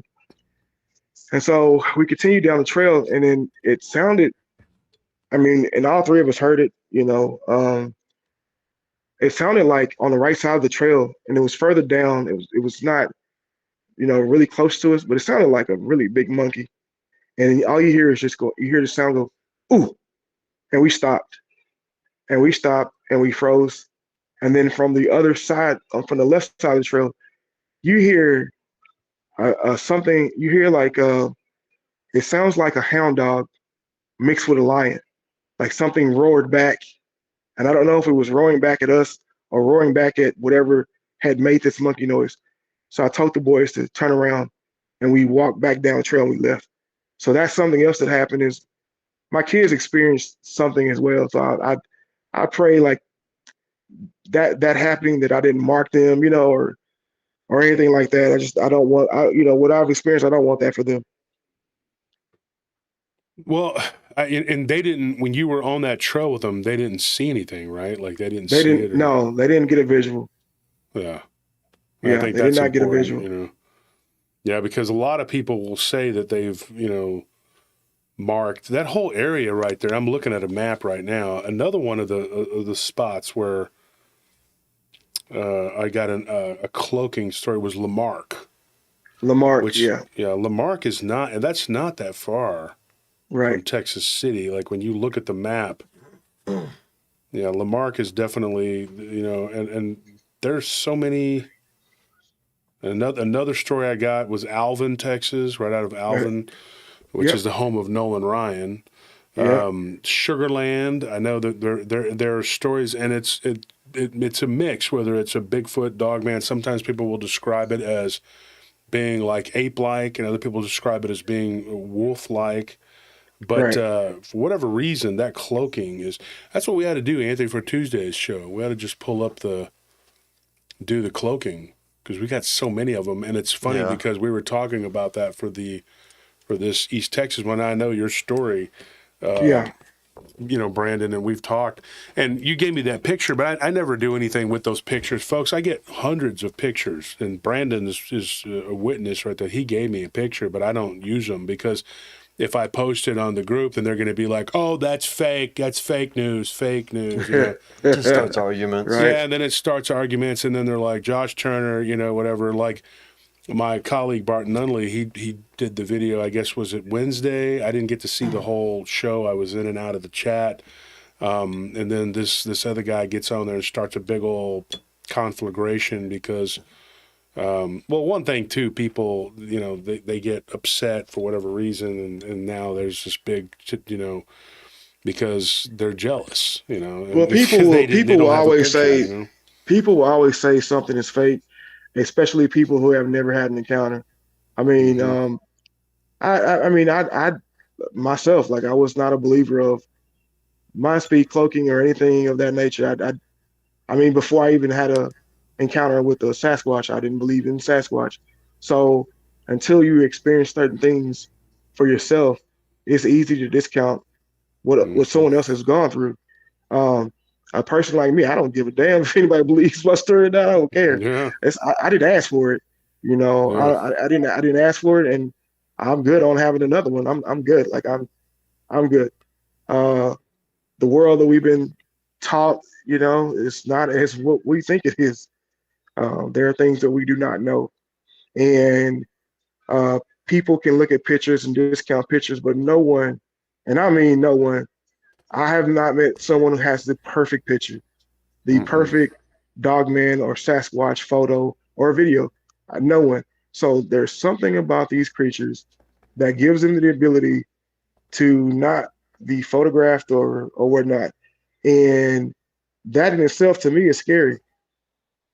That's scary business. Like, why can't we capture these things? Mm-hmm. you know.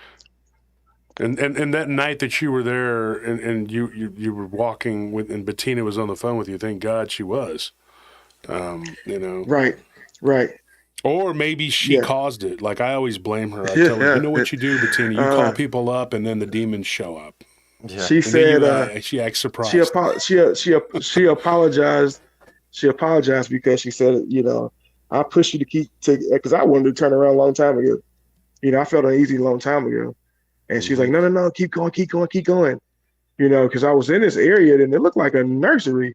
I mean, there were breaks everywhere. There were like these branches that were like woven together. It was like wherever I was at, whatever was living in that area, they did this on purpose. So Mhm. I knew I was in a bad situation. And again, if they wanted to kill me, you know, they would have, and nobody would have known anything about it except for her. You know, What you got to I've do heard. to get her back, though, you got to get her back. And what you need to do is the next time that she's got something going on, offer to help. Okay, that's how you do it. Say, hey, girl, I'm here for you. I'm your friend, right? And as Yeah, soon as she yeah, calls, be like, what does it look like? It's a black demon shadow thing. Okay, what you need to do is roll up some socks and throw it at her. Okay, yeah. that's what Wolf did, and it worked out real well. Okay, Right, and right, just tell her what's up, and then and if that don't work, take a nice cold soft drink and throw it at the wall. Whatever you got to do. right. And see if that works. Huh. Yeah. It works every time, 80% of the time, every time. Every, What were you saying, Anthony? Oh no, I was that's just telling her awesome. to. I was just gonna say, tell her to throw her makeup bag at it.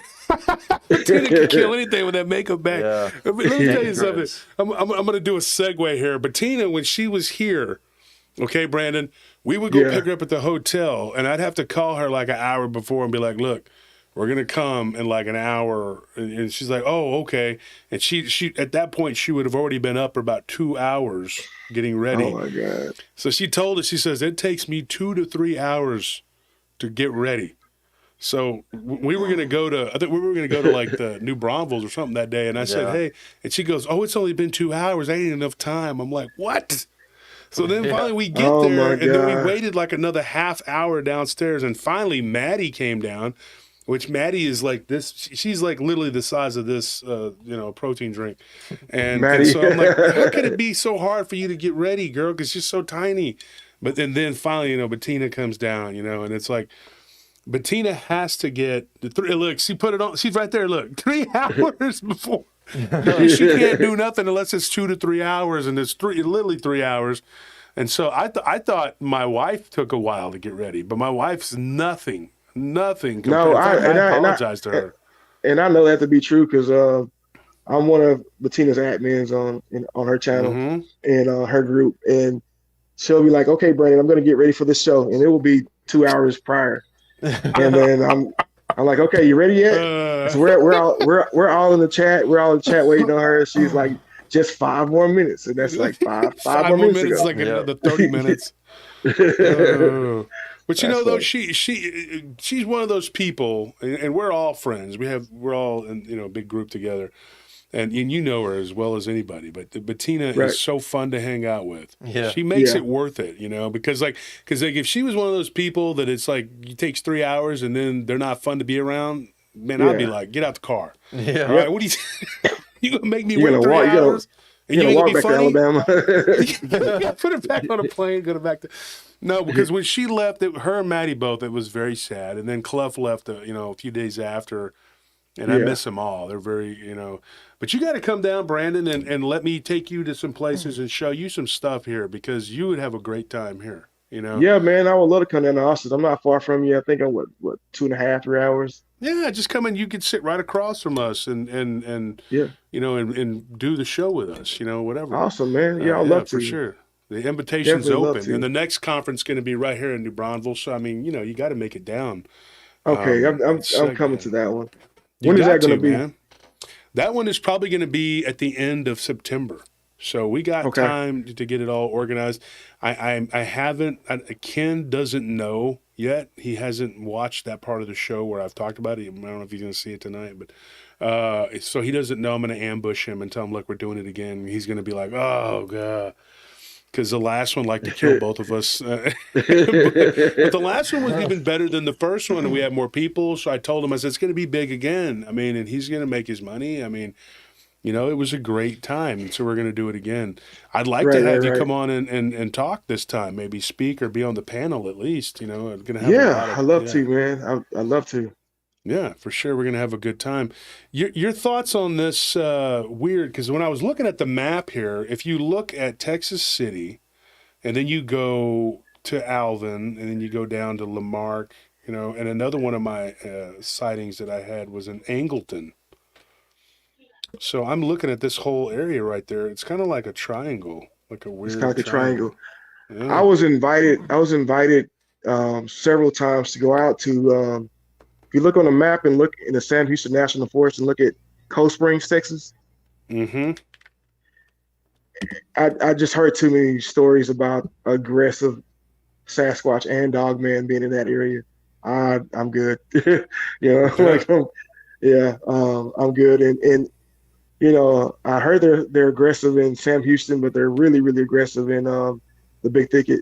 So that's another place that I've been invited to, and I've got relatives that live down in Nacogdoches. I've met people online, and they gave me encounter stories, but I've always been told that the Big Thicket has very aggressive cryptids, and I ain't trying to go missing, man. So you know, it is what it is. I think, you know, because the thicket, it's one of two places in the entire country that's considered jungle, and the other one is the Everglades. And it's so thick there. It is so thick there. And so when you look at on a map, it doesn't do it justice, especially when you go up further up north. Like if you're going from on 40, is it what is that highway IH 45? Yep. Yeah. 45. Yeah. If you're going up 45, man, either side of the road, it's just solid woods. Yeah, I mean, and you know that's how you travel from Houston to Dallas or vice versa. And you, if you look at if you believe or trust the database information that's out there for Dogman and Sasquatch, there's encounters in all those little towns going up 45 and coming back down 45. You know, even in DFW, on the kind of the north side of DFW that kind of splits Fort Worth and Dallas. You ever heard of 287? Oh yeah.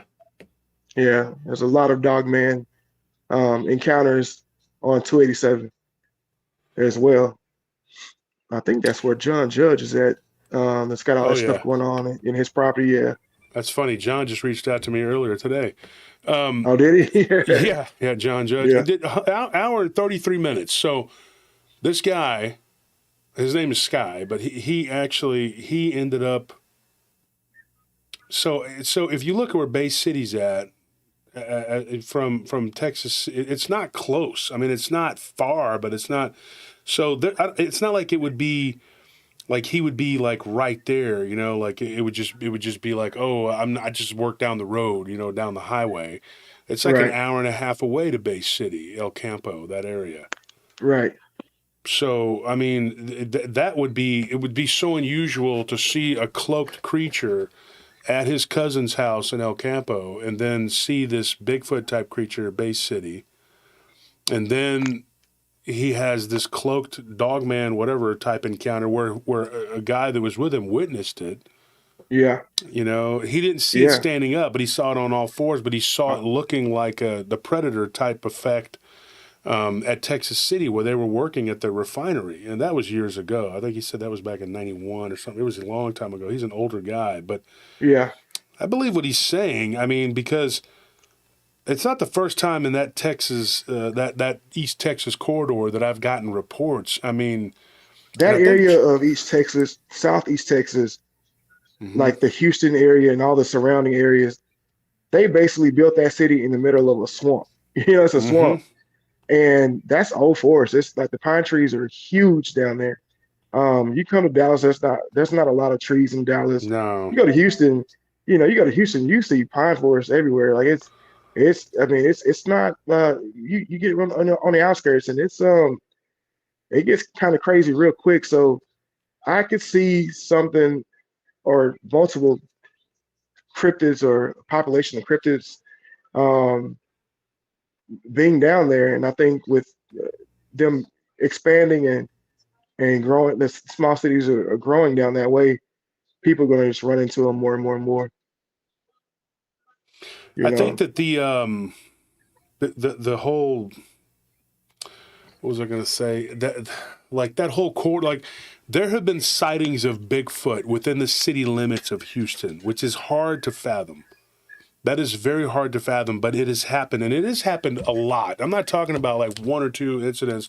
San Jacinto, I got a report, and then over there by Dogman, it was a story we told on the show. There were two guys. They were immigrants, but they were working security in Tomball. And in fact, hey Anthony, what was it? Those two guys, they were from the Middle East, and they gave us that story. And it wasn't Tom. Was it Tomball or was it no? Not Pinehurst. We got a Bigfoot area encounter out of Pinehurst, which has all the big tall pine trees. But Yeah. the one where the guys were, one of them was working at an apartment complex, and then down the road, the other one was Katie. Yeah. Okay. Yeah. It was Oh Katie. wow. Yeah, and that was a Dogman, and that wasn't that was not the first one we got, Brandon, out of Katy. We ended up getting in touch with those guys because another person had told us an encounter of a Dogman that running alongside the road, just right there, right when they were building Katy up back in the late '90s. Wow. And it was a friend of my brother's. My brother's in the chat, and I can't remember his friend's name. He used to call. He said he looked like Benicio del Toro. I kid you not. This guy looks Wow. like Benicio del Toro. And he even kind of talk like a man. Like he would talk, you know. And so That's we were crazy. over there at his house, and he was barbecuing one weekend, and we were there hanging out. And my brother called him Fenster, and I can't remember because that was from Usual Suspects. And he Right. called him Fenster, and he's like, I'm gonna be for real, you know, like that dude. Yeah. So he kind of talked like that, and he was like, yeah, man, I got a cousin one time, man. He saw this werewolf-looking thing, man, for real. And so we were there hanging out, talking, and I couldn't get over how much he looked like Benicio del Toro. But then my brother was like, he goes, hey, tell my brother about your encounter. He's like, well, it wasn't me, man, but my cousin, you know, he saw this werewolf-looking thing, man. So that was like back in like 2000 or something like that, you know, and Yeah. his brothers or his cousins' encounter was like a 97. And they were doing a lot of construction down there. He lived in Austin, but he would go down there to work. And I can't remember the guy's name. And my brother's in the chat. He might remember. But that was the first time I had heard of this werewolf type thing in Katy. But then when they were doing the construction there, we got some out of Katy, and then we got another one out of Tomball, a Bigfoot report out of Pinehurst, and then what is that city? Magnolia. Magnolia. Yeah. Magnolia. Magnolia was another one. And I'm telling you, like you just said, folks, and I'm not exaggerating, and neither is Brandon. And Anthony can tell you this. We get reports out of all of those little towns, around those little towns all the time. Most of it is like I'm driving and I saw something on the side of the road type thing. Right. But sometimes people get them coming into their yard. And in fact, we should do that. We should do the show about that on Tuesday's show. You should do a show about them coming inside the city too, dude. Because oh yeah, for sure. I've gotten reports of them being in the city. Now Dallas, you know, Dallas doesn't have a lot of trees. It's very flat in Dallas, right? Yeah. But I've heard of reports out of Denton, just west of Fort Worth and Granbury. Mm-hmm. But the one that kind of just, it was an older couple. You ever heard of Joe Pool Lake? What is it called? It's called Joe Pool Lake. Joe Pool Lake. Oh, okay, yeah. Granbury. And so that's where we were gonna have the conference, but then they decided they didn't want our money, so whatever. And then there's that. There was this weird encounter that I heard in the East Texas Sasquatch group. I heard this maybe 2 or 3 weeks ago, which was, and I guess this report happened, was told 4 years ago, that on 35 in downtown Dallas, it was getting ready to storm or it was a tornado watch or warning. And this Sasquatch is running across 35. And this is like downtown Dallas by the zoo. And there were several people that got out. There's one guy that actually got out the car and takes a picture. I sent that picture to Bettina. I can't tell exactly what this picture is. It's something, but it's on I-35, like in the middle of downtown Dallas. And so people thought it was an escaped gorilla because the zoo is so close to where this happened at. Mm. And there's actually, you know, that there was actually confirmed that the zoo got several calls asking if they had escaped the gorilla. But right on the other side of the Dallas Zoo in I-40, where I-35 and I-45 cross, the Trinity River runs through there, and then it runs all the way down to Houston and empties in the Gulf of Mexico. So it's very possible that these creatures come into the city because they follow the river. They follow the rivers. I think the rivers are their highway. Mm-hmm. Yeah, because you get stories all the time, like they're in Waco, like they're around Waco. That's the Trinity. Right. Yeah, you get all these different stories. And what is the river up in That's yes, the that's the Brazos? river, The the Brazos. Trinity, the The Brazos. Yeah, Trinity, yeah. The Trinity's up in Fort Worth, right? So you got the it runs through. Trinity. It runs through Fort Worth. Trinity Hmm. runs through Fort Worth, runs through that Dallas, and then it kind of curves and goes down through along I-45, well, parallel to I-45, and it empties out in the Gulf. So Hmm. that river runs a long way. Yeah, and the Brazos is another one, and that area, the area that we get of Bigfoot reports west of the Brazos, just west of the Brazos, kind of going up north, and then kind of cuts back down, and then the other side of the Brazos, you get them all the way going east. Wow. Yeah, see, Larry just said camping Davy Crockett. Yeah, Davy Crockett's got a Yeah. lot Yep. of stuff going on there too. Yeah. B Moss just says, "Did Brandon tell you about the dog man that attacked a girl he knows?" No, he did not, man. She wants me to tell that story. That story is controversial because this is someone who a girl that I know I grew up with, and this happened to her cousin. So I'll tell that story if you want me to. Yeah. Okay, so this story is about some people that I grew up with, and they're from a small town not far from my hometown. I'll tell my hometown. My hometown is Hawkins, Texas. I'm from Hawkins. It's right next to Mineola. But Hmm. this family is from Winona, Texas. And so I'll shorten the story. They were having, and I don't know what year this might have been. I was, I don't want to tell my age on on the show, but And you said that you're from Hawkins, which is by Mineola, right right? next to Mineola. Yeah, Yeah, that's northeast Texas, right? yeah, yeah. Hmm. My encounter happened between Mineola and Hawkins. My first Wow. encounter. Yeah. But this story happens in a town um, the family's from Winona, but the encounter happened in Gladewater, Texas. And Gladewater is Hmm. right outside of Longview. Oh, I know where Longview. I know where that's at. You know what I If said? anybody Okay, looks at so a map, I'll explain it to them. It's about an hour. What is it? About an hour east of Dallas? it's Hour and a about half, Longview. maybe Longview is probably 2 hours from Dallas, 2 and hours. maybe 50 minutes from Shreveport. Yeah, and it's north. Isn't it north of Tyler, or is it? Yeah, I think so. Yeah, yeah. Yeah, Tyler's got a lot So of Bigfoot stuff. yeah, Tyler's got a lot of stuff going on down there too. Any of the towns around that area. So his family was having a family reunion in Gladewater at a park that's outside of the city limits. So this is a kind of a remote park, and they're just doing their thing. They're playing cards, playing spades, playing dominoes. They're drinking, they're barbecuing, they're doing their thing. And from what I was told, the guys were playing basketball, and some of the guys turned their vehicles on, their cars on, and turned their headlights on so they could see because it was getting dark, and the lights of that park hadn't came on yet. And from what I was told, is this only way you could describe it was, there's a werewolf. It was a werewolf runs out of the woods and it attacks a girl that I know. Her name is Kendra, and this creature attacks this girl, and they grab her. And they were able to grab her and get her away from the creature, and get her in the car. And they all fled. Cars driving all crazy, getting out of that park.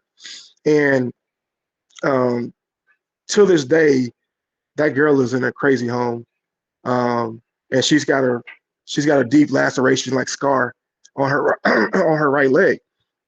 Now, as crazy as that sounds, like I personally have talked to several members of her family that were there about what had happened, and they get really defensive if you say it's not true, or they even think that you're calling their bluff on it.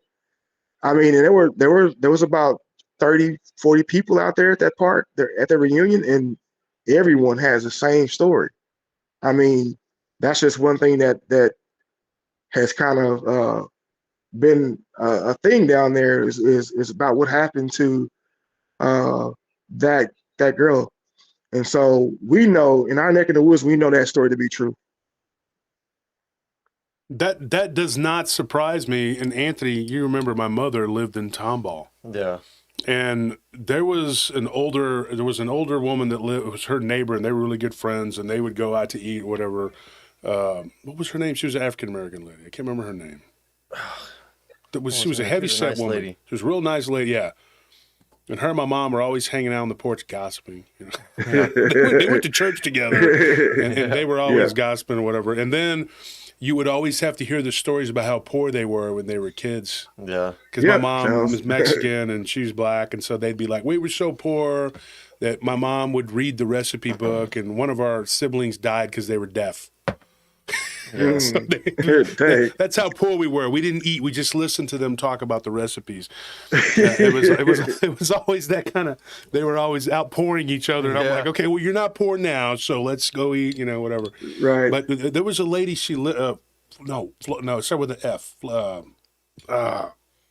Is it Florence? Florina? No.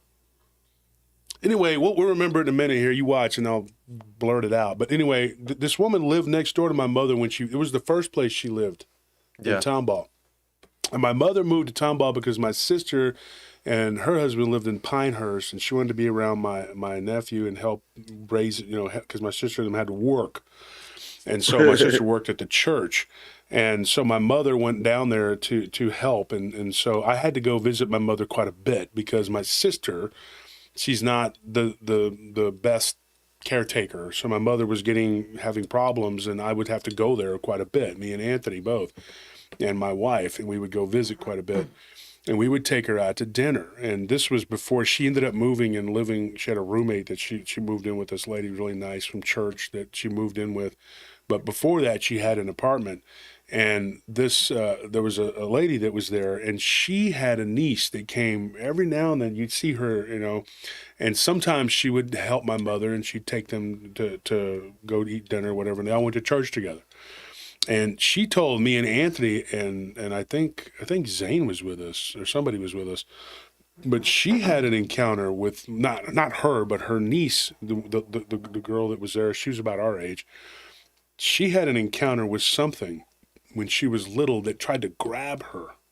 And not until maybe 3 months ago, she reached out and it said, "Yeah, I checked out your show, whatever." I didn't think she would talk to me because I don't talk to my sister, and they went to church together. But she was like, "No, whatever, it's cool," because we never had any issues or whatever. Her aunt has since passed away. She passed away about 3 or 4 months before my mother did. Both of them, same problem. They had congestive heart failure. It's a shame. But this girl, she reached out to us, and she said, "Yeah, I'm going to give you the details of this story." So I've just got that maybe 3 months ago, back in October, and so I'm holding on to that one. But I'm going to tell that one because it happened to her, and she was grabbed by this creature that everybody described as a monkey, but with backward bent legs and a snout. And it came down off of a tree and grabbed her by her hair and pulled her up the tree. And they got her down. They threw rocks, but one of the rocks hit her on the side of her face, and she had like a scar on the side of her face. And when my mother told her, that I was into this and that I had seen this creature, she's like, "I have a story to tell you."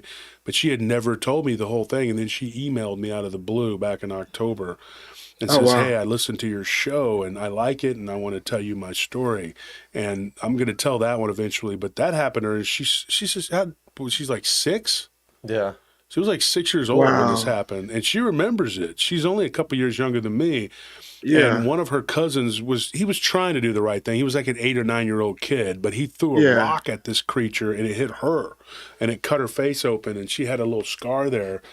And so she's like, yeah, sometimes I make a joke. Like I tell people, yeah, I was in a horrible car wreck, but I lived, you know, but really and Yeah. truly the truth was even weirder because something had snatched her.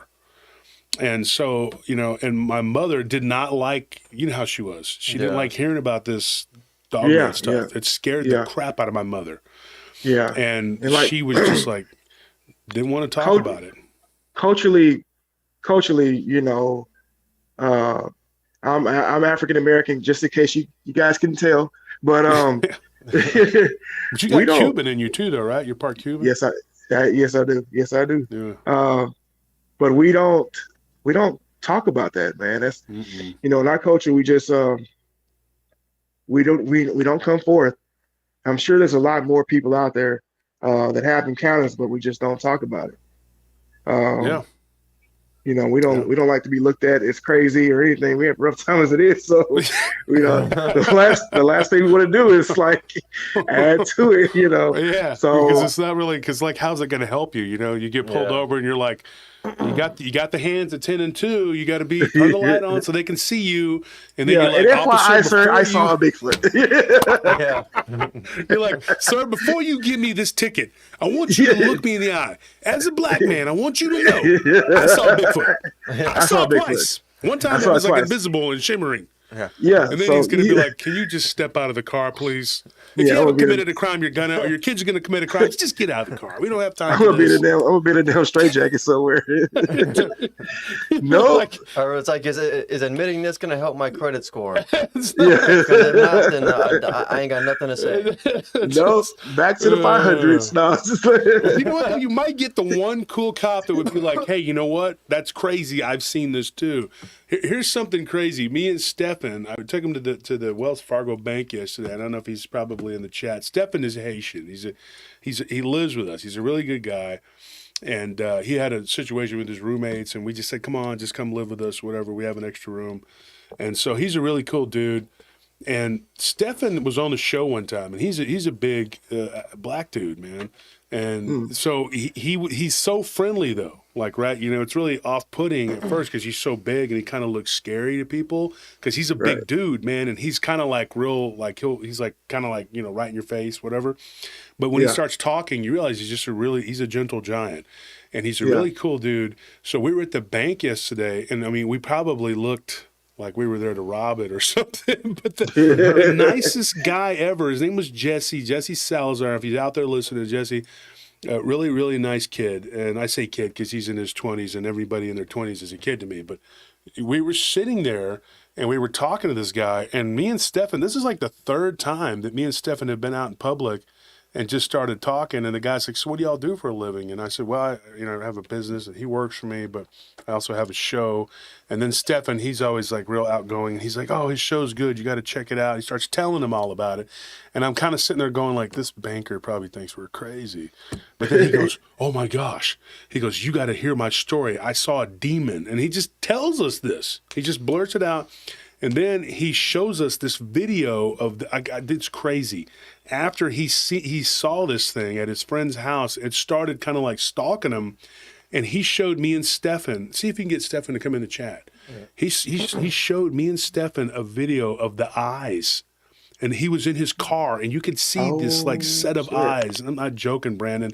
It was following their car, and I was like, and we saw it. Me and oh, there he is. Stefan says it right there. Yeah, he's right there. Stefan in the chat, verify what I'm saying, because he was right there, and we were looking at this video.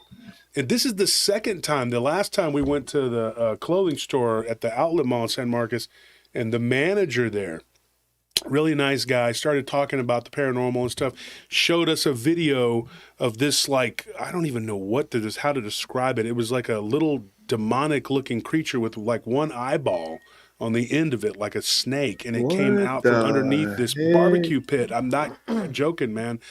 So and Stefan was like, dude, every time we go somewhere, somebody shows us some weird video of some demon or something. And so like it's weird, man. And the guy yesterday, he's a really nice kid, but he said he would come on the show and tell his story of what happened to him. And it was a very intriguing story. And I told Stefan, I said, do you see how easy it is to get stories? People who say that you can't get stories, I don't know what they're doing, because this is yes, you like, can. Yeah. They're everywhere. Yeah, Everywhere you go, there's stories. I have conversations with people on a daily, and I just get people unload. They unload and stuff like that. I had a guy recently that I had met. He was a FedEx driver, and we were talking about, just hunting. And then we got into the whole, hey, have you seen anything weird in the woods before, And he said he was in Elkhart, Texas. That would be if you look on a map and you leave Houston and you head north and cut through the San Luis National Forest, you head like towards Palestine and Tyler, you should see where Elkhart is. And I think it's east of Palestine, isn't it? Yes. I think it's just east of Palestine. Yeah. Yeah. And he said he was at a tree stand and about 1 or 2 o'clock in the morning, and he was deer hunting, and he said that something was underneath his deer stand growling at him, like with the volume that he'd never heard before. And he said this thing had glowing red eyes. And he said he shot it or tried to shoot it several times, and it ran off. And he said he got out of that tree stand and, God missed it. He got out of that tree stand and went home. But you have people that happens so often. Right. Yeah. What do you think? I mean, because like there's such a prevalence of these things, and in particular, like certain parts of the state have them. There's a lot of towns, little towns in East Texas. Now you go further west, which is what everybody thinks Texas is. They think it's this big desert or whatever. But that's the Panhandle. Right. It goes up to the top a little bit. But the rest of Texas is just wooded, heavily wooded, and there's a lot of little towns, a lot. And if you go in between Dallas, you have a lot of small towns that have a lot more real estate versus the amount of people that live in these towns. So you have small towns in East Texas that are 1,500 people, and there are so many miles of so many acres, that make up this town. And you have all these creeks, you have thick pine forests and rivers that run through. Man, I mean, there's so many things out there. There's so many people that have encounters, and they don't come for it. Right on the other side of Hawkins is, before you get to Gladewater, is a town called Big Sandy. I've heard several Dogman encounters coming out of that town, and that town is really, really heavily wooded. You have never seen darkness until you've been in Big Sandy at night. And not Big Sandy Livingston, but Big Sandy next to Hawkins, because there's two actually towns called that. The Livingston is full of just huge trees, like bunches and bunches. That's the big thicket too, down that area. Thicket, Livingston. Yeah, I've gotten stories out of Livingston. I had a story of a 9-foot Bigfoot out of Livingston, which is like another one out of Angleton too. Wow. Somebody here? Have you had any Gugway encounters? Oh yeah, not me personally. Yeah, I've gotten a bunch of people who've told me. In fact, the one we were talking about earlier, I guess the one out of Pinehurst, the one this one was like, well, look it up. What is that road that goes from Tomball to Pinehurst? It's the one like not far from where my cousin lives there now. My cousin Clayton, and then he used to pitch for A&M. Oh wow! And then my sister and her husband lived there. In that area, but there was an encounter we got from somebody that we were introduced to at dinner, and they said, "Yeah, I have a Bigfoot encounter that happened here back in 1988, and it was right along this highway." It's Highway 249. 249. That's what it is. 249. Yep, and it ran right across the road, and this guy's not 1998, and we were sitting there eating dinner, like I think after church or something.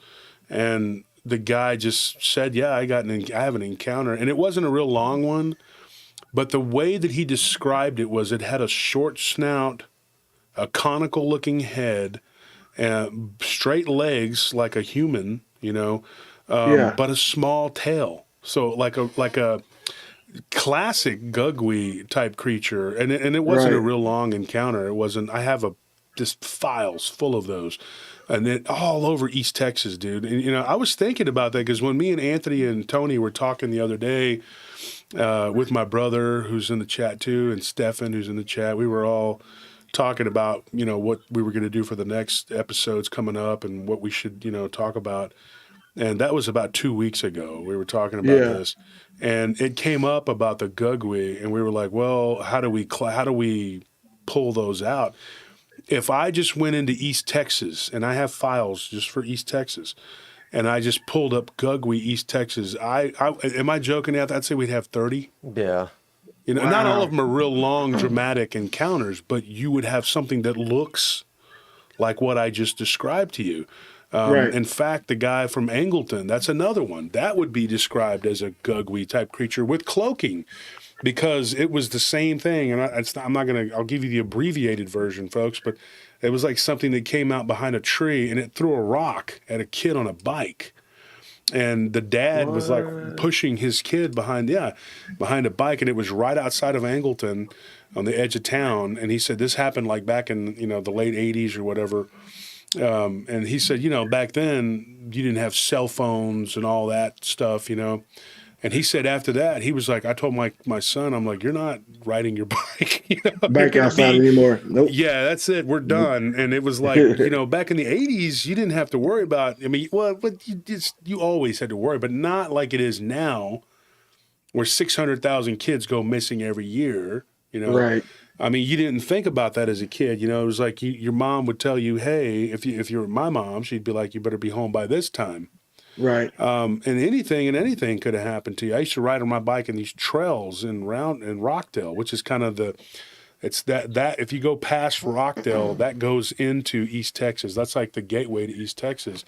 And so that and LaGrange and all that area. LaGrange, Yeah, all that is the gateway, to East Texas. And so you start to get into some really, really big pine trees, and you start to get into some big oak trees, and there's a lot of forests. And so I would ride my bike through these trails, and I never thought anything of it. But there were a couple times where dogs chased me, and I nearly got away. There was some things that could have happened. And who knows when or if my parents would have even found me. And so I look back on it and I think, man, we were a different type of generation. It was a different type of people. we were. We were tough, Yeah, we know. were.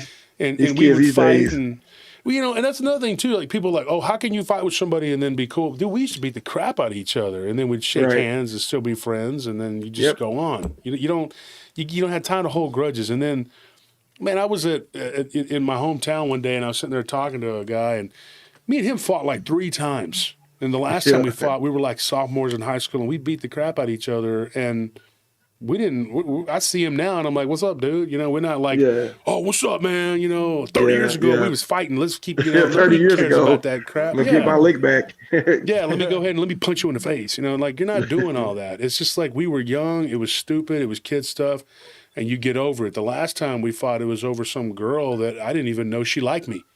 And this dude had an attitude, and he was always getting into fights and stuff. And he came up and grabbed me by my shirt, and the next thing you know, we're whatever. And then I see him now, and it's like, "What's up, dude?" I'd seen him at homecoming, and it's there's no grudges. But you grew up at a different era, different time. A time when you would watch like G.I. Joe, Transformers, and when you get home from school, do your homework, and then you go on your bike and ride around. And you come home. Those days are gone. It's not that way Those days now. are gone. Right. Josh, let me ask you one quick question. Yeah. What do you feel about people that do gifting and leave food out for cryptids? I think it's completely wrong. I think it's horrible. Absolutely. I think it's a terrible idea. Yeah, it's a form of tribute. Tribute. Yeah, you're giving them something. Speaking of that, there was a guy. Now, when I was a kid and I rode around the trails out in Rockdale, I never saw anything. I have people who've told me subsequently, hey, there's this and there's that. There used to be a guy who would leave dog food out for what he claimed was Bigfoot. And it was at the edge of the trails where we would ride our bikes. And we always just thought he was crazy as a loon. But now, look, years later, I've gotten reports, people saying, oh, you lived in Rockdale. Let me tell you, this and that. And they would tell us about what, they saw. Dogman, Bigfoot. And there was all kinds of stuff running around those woods. And I never even thought twice about it. I didn't believe Bigfoot existed. I didn't believe that werewolves existed. I had no clue. Ignorance is bliss, And so this guy would leave out dog food. And all I ever saw eating it were stray dogs. But he claimed that Bigfoot would actually come out there and eat it, and we would laugh at him and be like, oh, yeah, right, whatever, dude. Wow. But I think that it is completely wrong.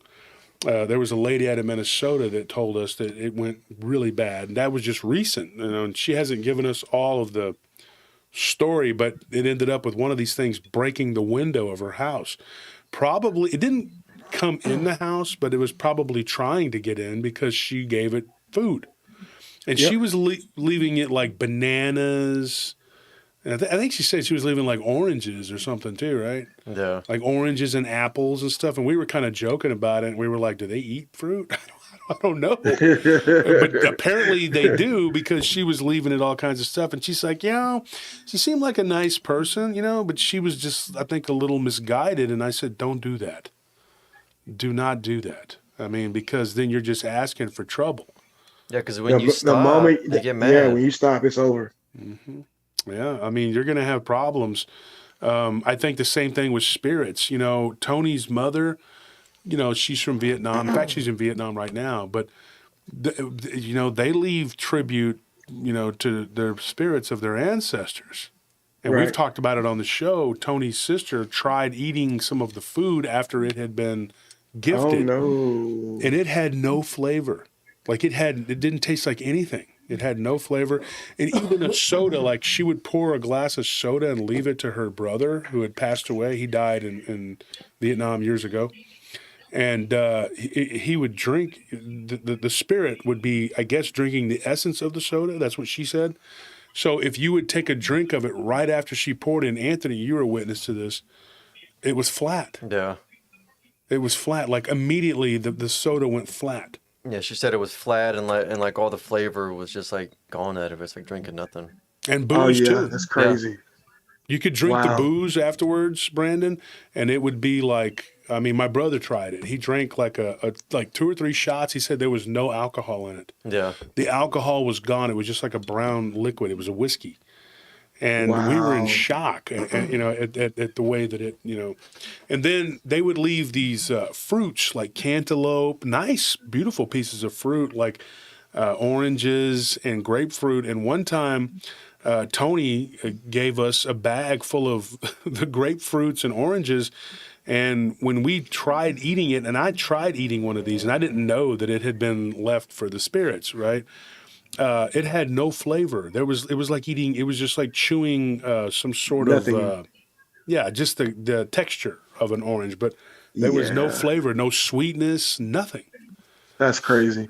Mm-hmm. So I don't know. I mean, some people, I've heard some people, there was a lady down in Oaxaca that we were talking about recently. She messaged us because we had talked about that demonic female goat. What was it, like a hag or something? Yeah. And so she says, I lived in Oaxaca before I came to the States back in 1992. She says she's been here since 92.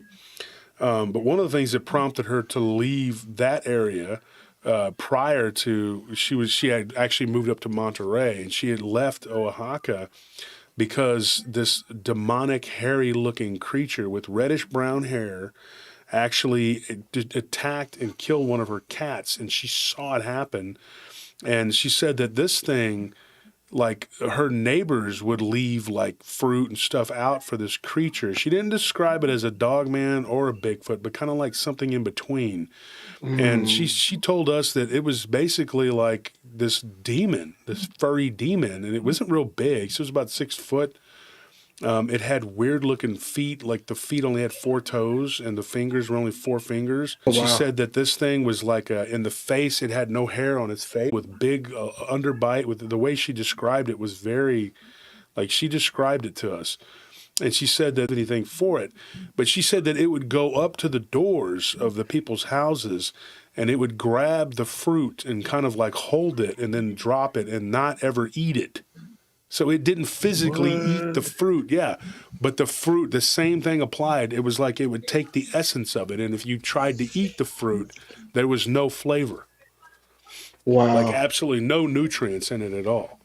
That's crazy. I mean, and then it would rot like real quick. It would be rotten. Like it was that right there. God, it makes you wonder because like this thing was physical. It literally killed one of her cats. Well, it was like she would feed stray cats, you know, and so it attacked one of these cats to presumably to get to the cat food. But then it didn't eat the cat food. It would just grab it and hold it and then leave. But it would like take the essence or the nutrient. Yeah. Really, really wild stuff. And when you talk to enough people that tell you these things, man, like we got another story was out of El Salvador. And it was like a horse. This creature, it was described as walking on its hind legs with hooves, with a horse-type head, kind of like a goat man, but with a horse's head. So it wouldn't be like a centaur, but it did the same thing. Like it was being given tribute by people. They were giving it bananas and plantains and all kinds of stuff, whatever. And man, this thing would do that. It would like take the bananas and like hold it in its mouth and then drop it. But then the bananas would just be rotten after it would do this. Yeah, that's demonic witchcraft. It's something that I don't want no part of. Yeah. No. So you got some weird, really, really weird, wild stuff that goes on here. So Brandon, do you have anything else for us, or do you want to run? That's about it, man. It's been a pleasure, brother. Yeah. And we will definitely have to do this again. For sure, man. And come down, man. Come down and visit and hang out, dude. And we got to get Bettina back over here, her and Maddie and Chris and everybody. We can all hang out, you know, and sounds fun. Have dinner. Yeah, dude. We'll have a good time. But all right, thanks brother. for coming on, man. And if you get anything, information or whatever, don't give it to Bettina. Give it to me because Bettina she be playing around. She'd kill me. She's over there getting sick and stuff. You know, stop playing, Bettina. You know you ain't sick. Stop playing. Nah, she's definitely sick because we were all sick. Her and Maddie brought the plague. Yeah, they got us sick. I think Larry said it earlier. He said they got y'all sick and then left. Yeah. And then left. Yeah, there's Maddie right there. Maddie, you know y'all got us. Maddie didn't get sick, I don't think. I think she was the only one. She got one of them alien immune systems. You know why though? Because we went to that zoo. What's it called? The snake safari. farm? Yeah, the safari zoo.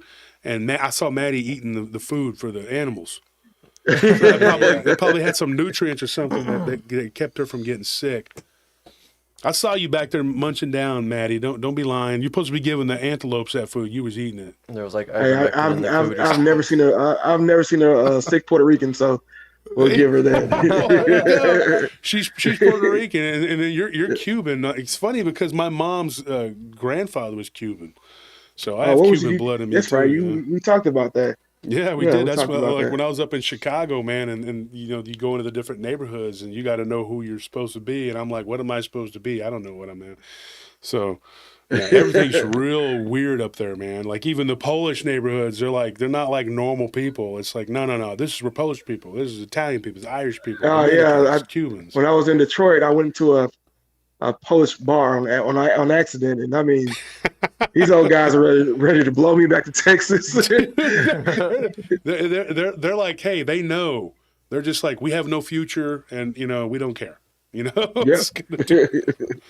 All right, I'll see you, Brandon. You stay in touch, man. Will do, man. And it's been a pleasure. Good night, everyone. Yeah, for sure. All right, bye. So that's Brandon Tolbert, good friend of ours. And, you know, I don't know why everybody's dropping out. It's 400 people here. We never really fill the chat up real good on Fridays. We got to figure out why that is. Sundays is usually it blows busier. up. But we always have really good guests. But something happened where like it was buffering, and then we had like a bunch of extra people. It jumped up to like 523, and then it went kind of down. So it's just YouTube. Is it buffering right now? No, it was. Like I saw it on my end, but I'm not seeing it now. Now we're down to 380 people. It's 394 now.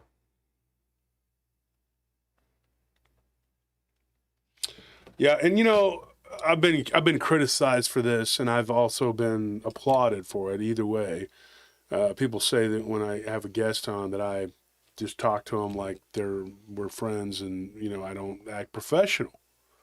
And I tell them, I said, "What am I supposed to sit up here? Do you want me to wear a suit and tie and just sit here like, well, that's very interesting, Mr. Tolbert. What do you?" Brandon's a friend of mine. I mean, I'm going to talk, and most of the people I get on the show, I've talked to them and had conversations with them, and I'm friendly with them. So I don't know what these people want. I mean, if you're there and you think that I should be less loose, and just act more stuffy, I mean, which I think that's what that would be. Yeah. Maddie said, and a top hat. A top hat. Yes, and wear a top hat, like a little top hat, a little one, with a strap so that it kind of hangs off the side of your head. I think that's just me. I'm just being real. I don't know what I'm supposed to do, but I've had people tell me.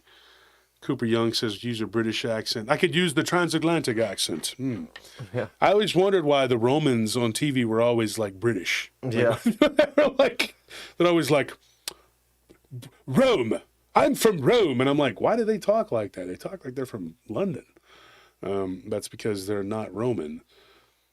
249's a toll road now. Yeah, I know. That's everything's a toll road now, Larry. Everything.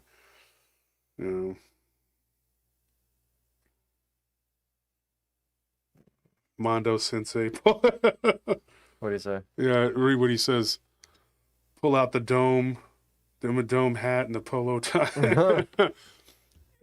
I think it's one of those things where some people, they're not going to be happy no matter what you do, no matter what you say or what you do. I've had people tell me, especially probably with this cold, that I sound like Biden. And then people that don't like Trump say I sound like Trump.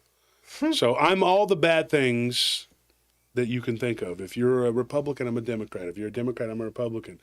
If you're, whatever belief you have, I'm the opposite and I'm the bad. Sure, man. Come on. That'd be great, Come Mike. on, Mike. Come hang out and sit right there.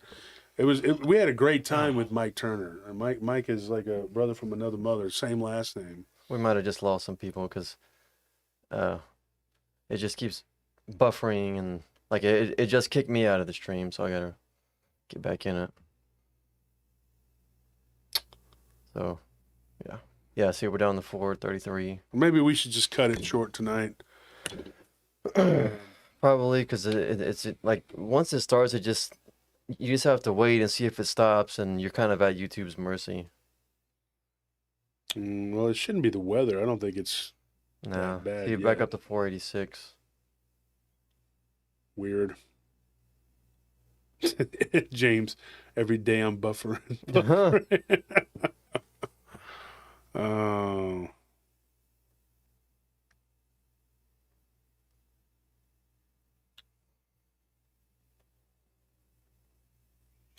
Yeah, I don't know why it's doing that.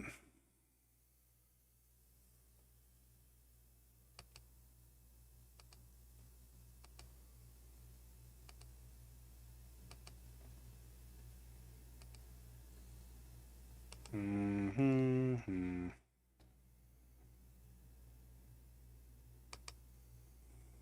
Lovecat says stream is gone for me. You have to just exit out of it and then come back. Catherine Gay says one more story. I'd like to, but I think it'd be lost. So yeah, folks, we're gonna go ahead and hit it tonight. We're gonna let it ride. We're gonna go ahead and go. We will be back though on Sunday, and we're gonna tell some stories. We got a lot of stories ready to go. So great. Did that thing just unplug? No, I got it. It did. Thank you. Oh. It's just as well. It's leg night for me. I got to do legs tonight. I got to record, and then I got to do leg night. So what I'm going to do is I think I'm going to pull up some stories. Let's see what we got. and let's retell those for Tuesday. Yeah. So for Tuesday, we didn't even have I mean, it's not hard. We got so many stories, but we were debating today earlier, him and I and Tony and Stefan, about what we were going to talk about on Tuesday's show. So I think we should do that. I think we should retell the East Texas towns: Bigfoot, Gugwe, Dogman. Yeah, that'd be a good one. Yeah. So thank you for tuning in tonight. We talked about ghosts. We talked about Dogman, Bigfoot. I am going to probably start cutting the Friday shows down anyway, probably to about 2.5 hours. Just kind of, saving some time. This January has been a little short money-wise, and that's not the whole reason, but that is part of it. And I understand too, because Christmas. I mean, we just had Christmas. Yeah. And after Christmas, everybody's broke, and everybody's broke. And so we have to try to get something recorded, and then Anthony has to go to a site. So, it is what it is. So the quicker he can get out there and get that done, the better. And appreciate the donation. Thank you, Titoe. And for everybody else that donated, thank you, Mike Turner, for donating. Thank you for everybody that donated. I think honestly, Barton has been killing it. Oh, yeah. And so since he's on Wednesday, he gets all the donations. And then by the time Friday comes, ain't nobody got nothing for us. They're like, oh, no, we gave at the office. We're going to need you to dial it back, Barton. Yeah, Barton, we're going to need you to dial it back. Your content is too good. All right? Now, I will say this. A member of Crap has attacked Barton. He once attacked me, and I probably shouldn't say anything, but I mean, I'm sure I'm going to be getting it. I'm going to get it because Barton's a good friend and an ally. And this person has also attacked Hellbent Holler. These people are perfectly capable of defending themselves, but I'm going to say something because Barton is a very good friend of mine. And I am not happy with this person saying what they said and doing what they do, and at the risk of getting embroiled in another conflict, which I don't want to do. This person was also very active in the other people's chats whenever the whole war was going on. That was not lost on me. However, I don't wish to have a conflict with you, and I don't understand why you're doing what you're doing, sir. And I don't even want to say your name because I don't want to breathe, air into this fire. But Crap, as we determined, what was it last week, is actually, it stands for Crusty Rejects Against Paratroopers. Yes. So a member of Crap, and I'm going to do a little skit here, and I'm going to tell you, I really believe that this is how it works, okay? Now, I don't know how you would think that a member of Crap would get the call to go out and attack someone, but I think it would go something like this, right? They're on the internet and they're trolling. They're like, I can't believe this guy. How is this guy relevant? I had an encounter. Well, I told people I had an encounter back in the 80s. People died. At least I told people died. I don't know if it did. I don't know if they did die, but I believe they may have died. Something happened. Something happened. Why am I not the center of attention? I mean, I got that one story. I've changed it 8 times, but hold on. Phone's ringing. Yes, hello? Well, yeah, I got my Crap card. Now? I'm trolling Josh Turner right now. What? I got to go do what now? Barton Nunley with a video of a portal? Okay, I'm on it. Crap happens. Crap calls. Crap answers. Dun-dun-dun-dun-dun. And then they put on their little terrorist ski mask and they go and they make a video on their channels, which if you added all of their channels together comes out to about 27 people. So that's why you don't want to give them too much credit, because you have so many mastermind villains in Crap. Like you have Slosh Boss, who gets really drunk and rambles on in a vague, I don't know, complaining session. You're not really sure what she's talking about. We just know she names some people. And then she passes out on the table, and then she wakes back up, and then she continues to rant, saying my name, other people's names, asking me to come to her, come to her, come to her. You have her, and then you have the guy who, I don't know, he saw some Amish people be eaten, or he didn't see some Amish people be eaten, and then there were some sort of dogs that were from ancient times. I don't know, the story's changed a whole bunch, and now you're all confused by it. I don't know. And then you have the voodoo priest over there throwing curses and whatever, and then you have the vulture who can't decide which side he wants to be on, but he wants to be bad, so he just does bad to everybody. And then you have potato head, squishy head guy who makes fiction and who's also friends, the common thread, he's friends with all these people. And so, yeah, you have the members of crap. There you go. Right? And then I'm sure the Dogman Whisperer is somewhere in there too, being a part of this.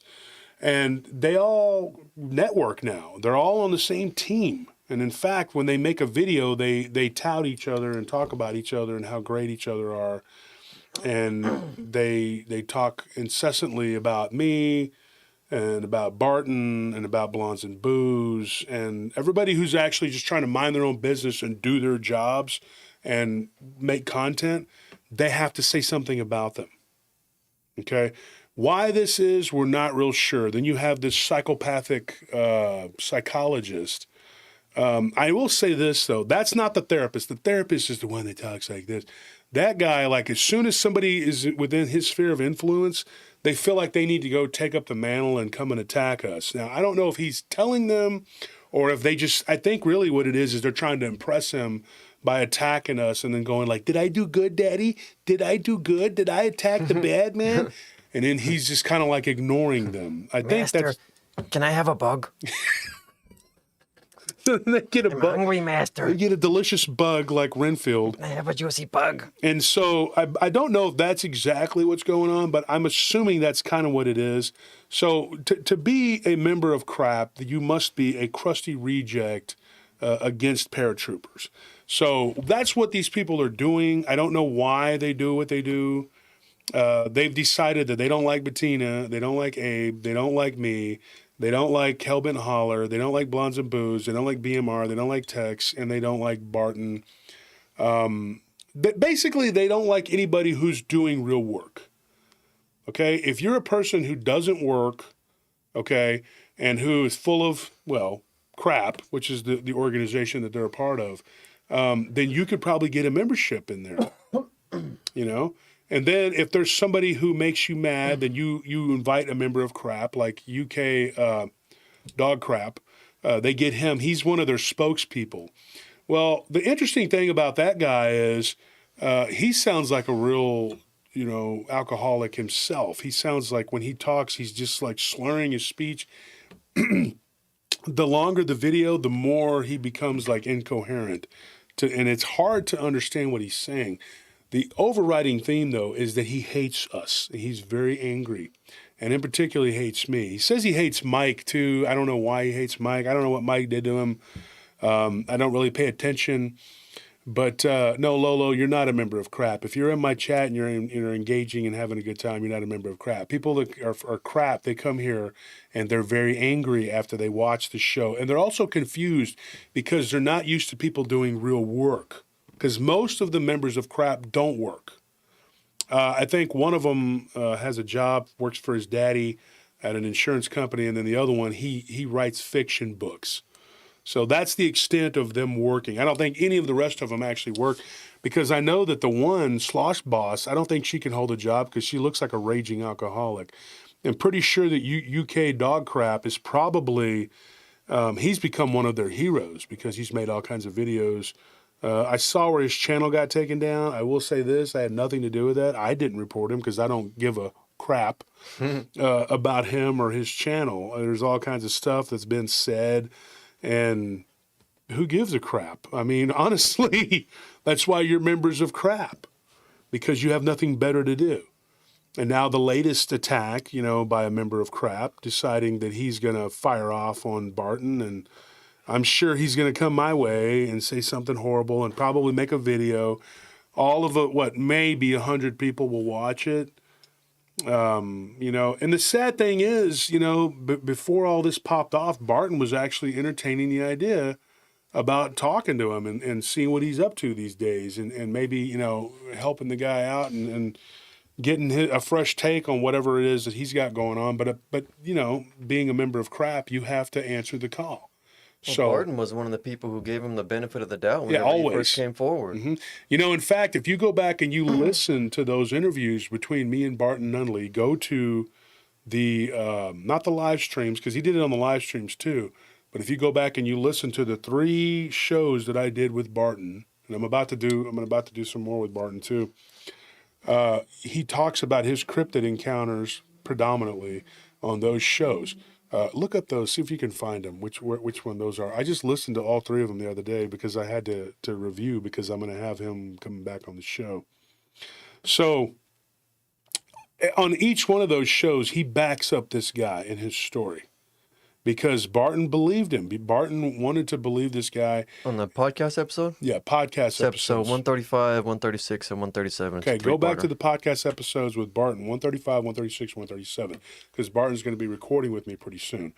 So what ends up happening is this guy, he gave him every reason to believe his story. Then he changes it around. So what's Barton supposed to do? Is he supposed to, you know, because when it was me, I was like, F you, dude, and then we got into it. And then I got an Amish curse thrown on me and all kinds of other crap because, like I said, they're members of Crap. He also was stoking the flames between me and Mike and offering legal counsel or legal money, whatever, to both of us. So when we compared notes, I was like, what is this, you know?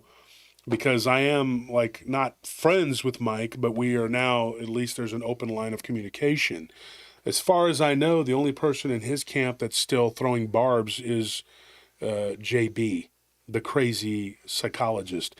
God help anybody who is a patient of hers. I can only imagine what kind of sick, twisted, whatever nonsense. And if you want to know, go look at my Facebook and you'll see. So what happens is people like us have to deal with members of Crap. And so Barton got hit today by a member of Crap. And so they'll always be there. They're always going to be lurking in the shadows. And I'm going to go out on a limb and I'm going to say this. I do believe that some of you are agents of disinformation.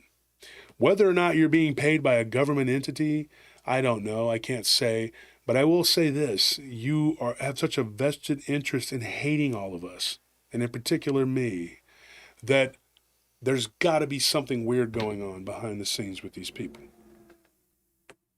You don't just wake up and say, you know what, I'm going to be a member of Crap. You know? But at least these people all recognize that they're Crap and that they all belong in the same boat together. Who's captaining the boat? I have no idea. Okay? All I know is there's 2 people who I've made peace with, and I'm not going to say anything against them unless they say something against me. Yes, Jason, exactly. JB is a psychologist. And let them fire off and say whatever, because she's got a rude awakening. It's going to get legal with her because she's not going to stop. She's shown a serious commitment to Crap. She is one of the top executives of Crap. And so until she can show me that she can stop and keep her crap mouth shut for more than a day or two, then the war continues. She's tried everything she can to keep this going because she wants to endear herself to Mike. And I believe that she is trying everything she can to keep this going because she wants to be relevant. And I will say this publicly, she's in love with him. Yeah. She's in love with him, and she thinks that by acting ridiculous or whatever, she thinks she's helping, you know, and I know she watches everything we do, so you know you're watching, Mrs. Crap. You're in love with a guy who doesn't care, okay? I can tell you that right now, all right? Mike may be a lot of things, but he's not that crazy, okay? So I can tell you right now, you know, if I were you, I would just either build a time machine and go back in time when you were still young, you know, and get a facelift too. You still need that, even though you know, and do what you got to do. Okay. And then find you someone, you know, and don't run them off. Don't manipulate and just destroy them, you know. So that's my advice to you. If you can't do that, then maybe you should just shut up and grow old gracefully. How about that? Saying things about me and attacking my wife and all the other evil crap that you've done. Do you think that that's going to help the guy that you love? You think that's going to help his cause? I don't think so. And I think, you know, my advice to Mike is to get as far away from her as possible, because she's only going to hurt your cause, you know? And I'm not speaking ill of him. This is not, you know, because we both, he says he's committed to the peace. So far, he's shown me that he is. I am too. I don't want problems. We don't want problems. But there are certain people in his camp and certain people that I can't control, you know? He says he can't control her. He can't get her under control. Well, that's, you know, so somebody's going to have to do it. So it may have to come down to me having to do something legally. I mean, because this person won't stop. But these members of crap are going to learn, because someone's going to be made an example of.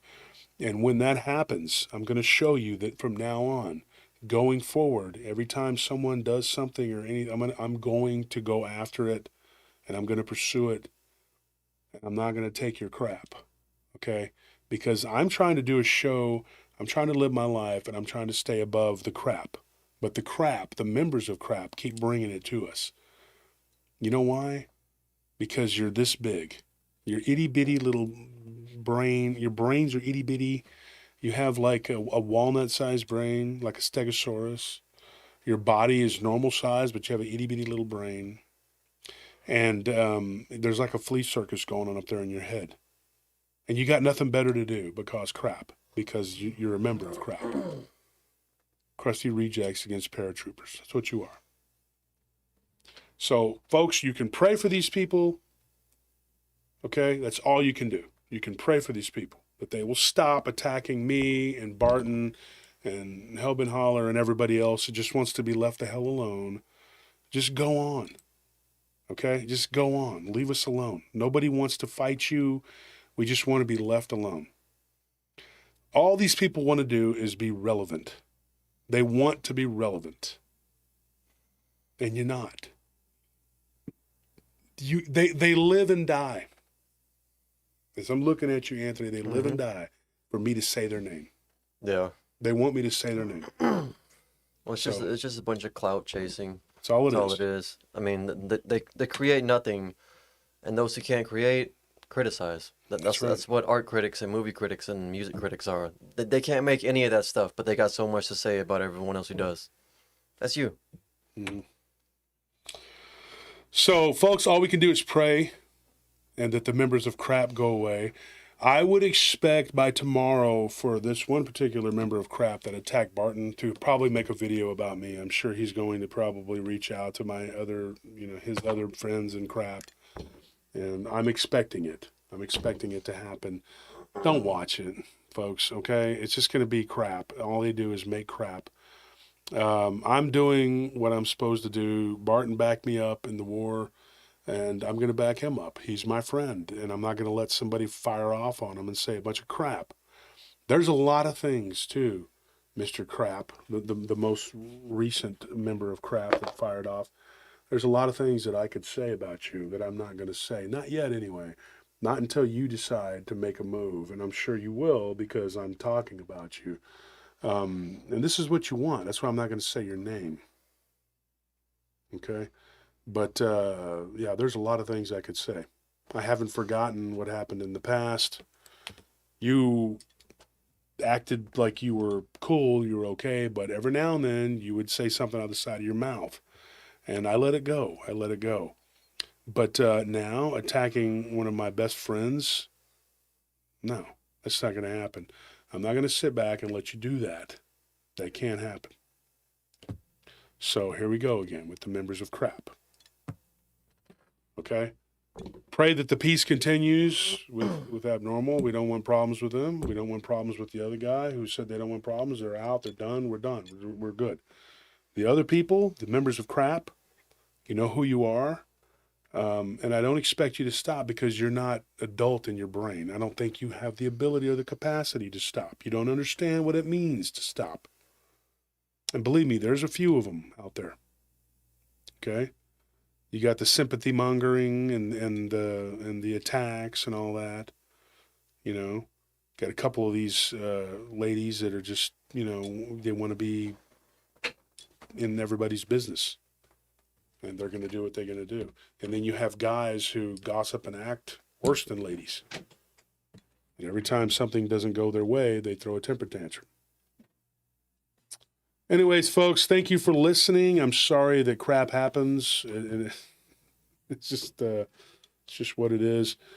We are going to be back on Sunday. Okay, God willing, we'll be back on Sunday. And I will say this. Okay, try to stay above the crap. Good night.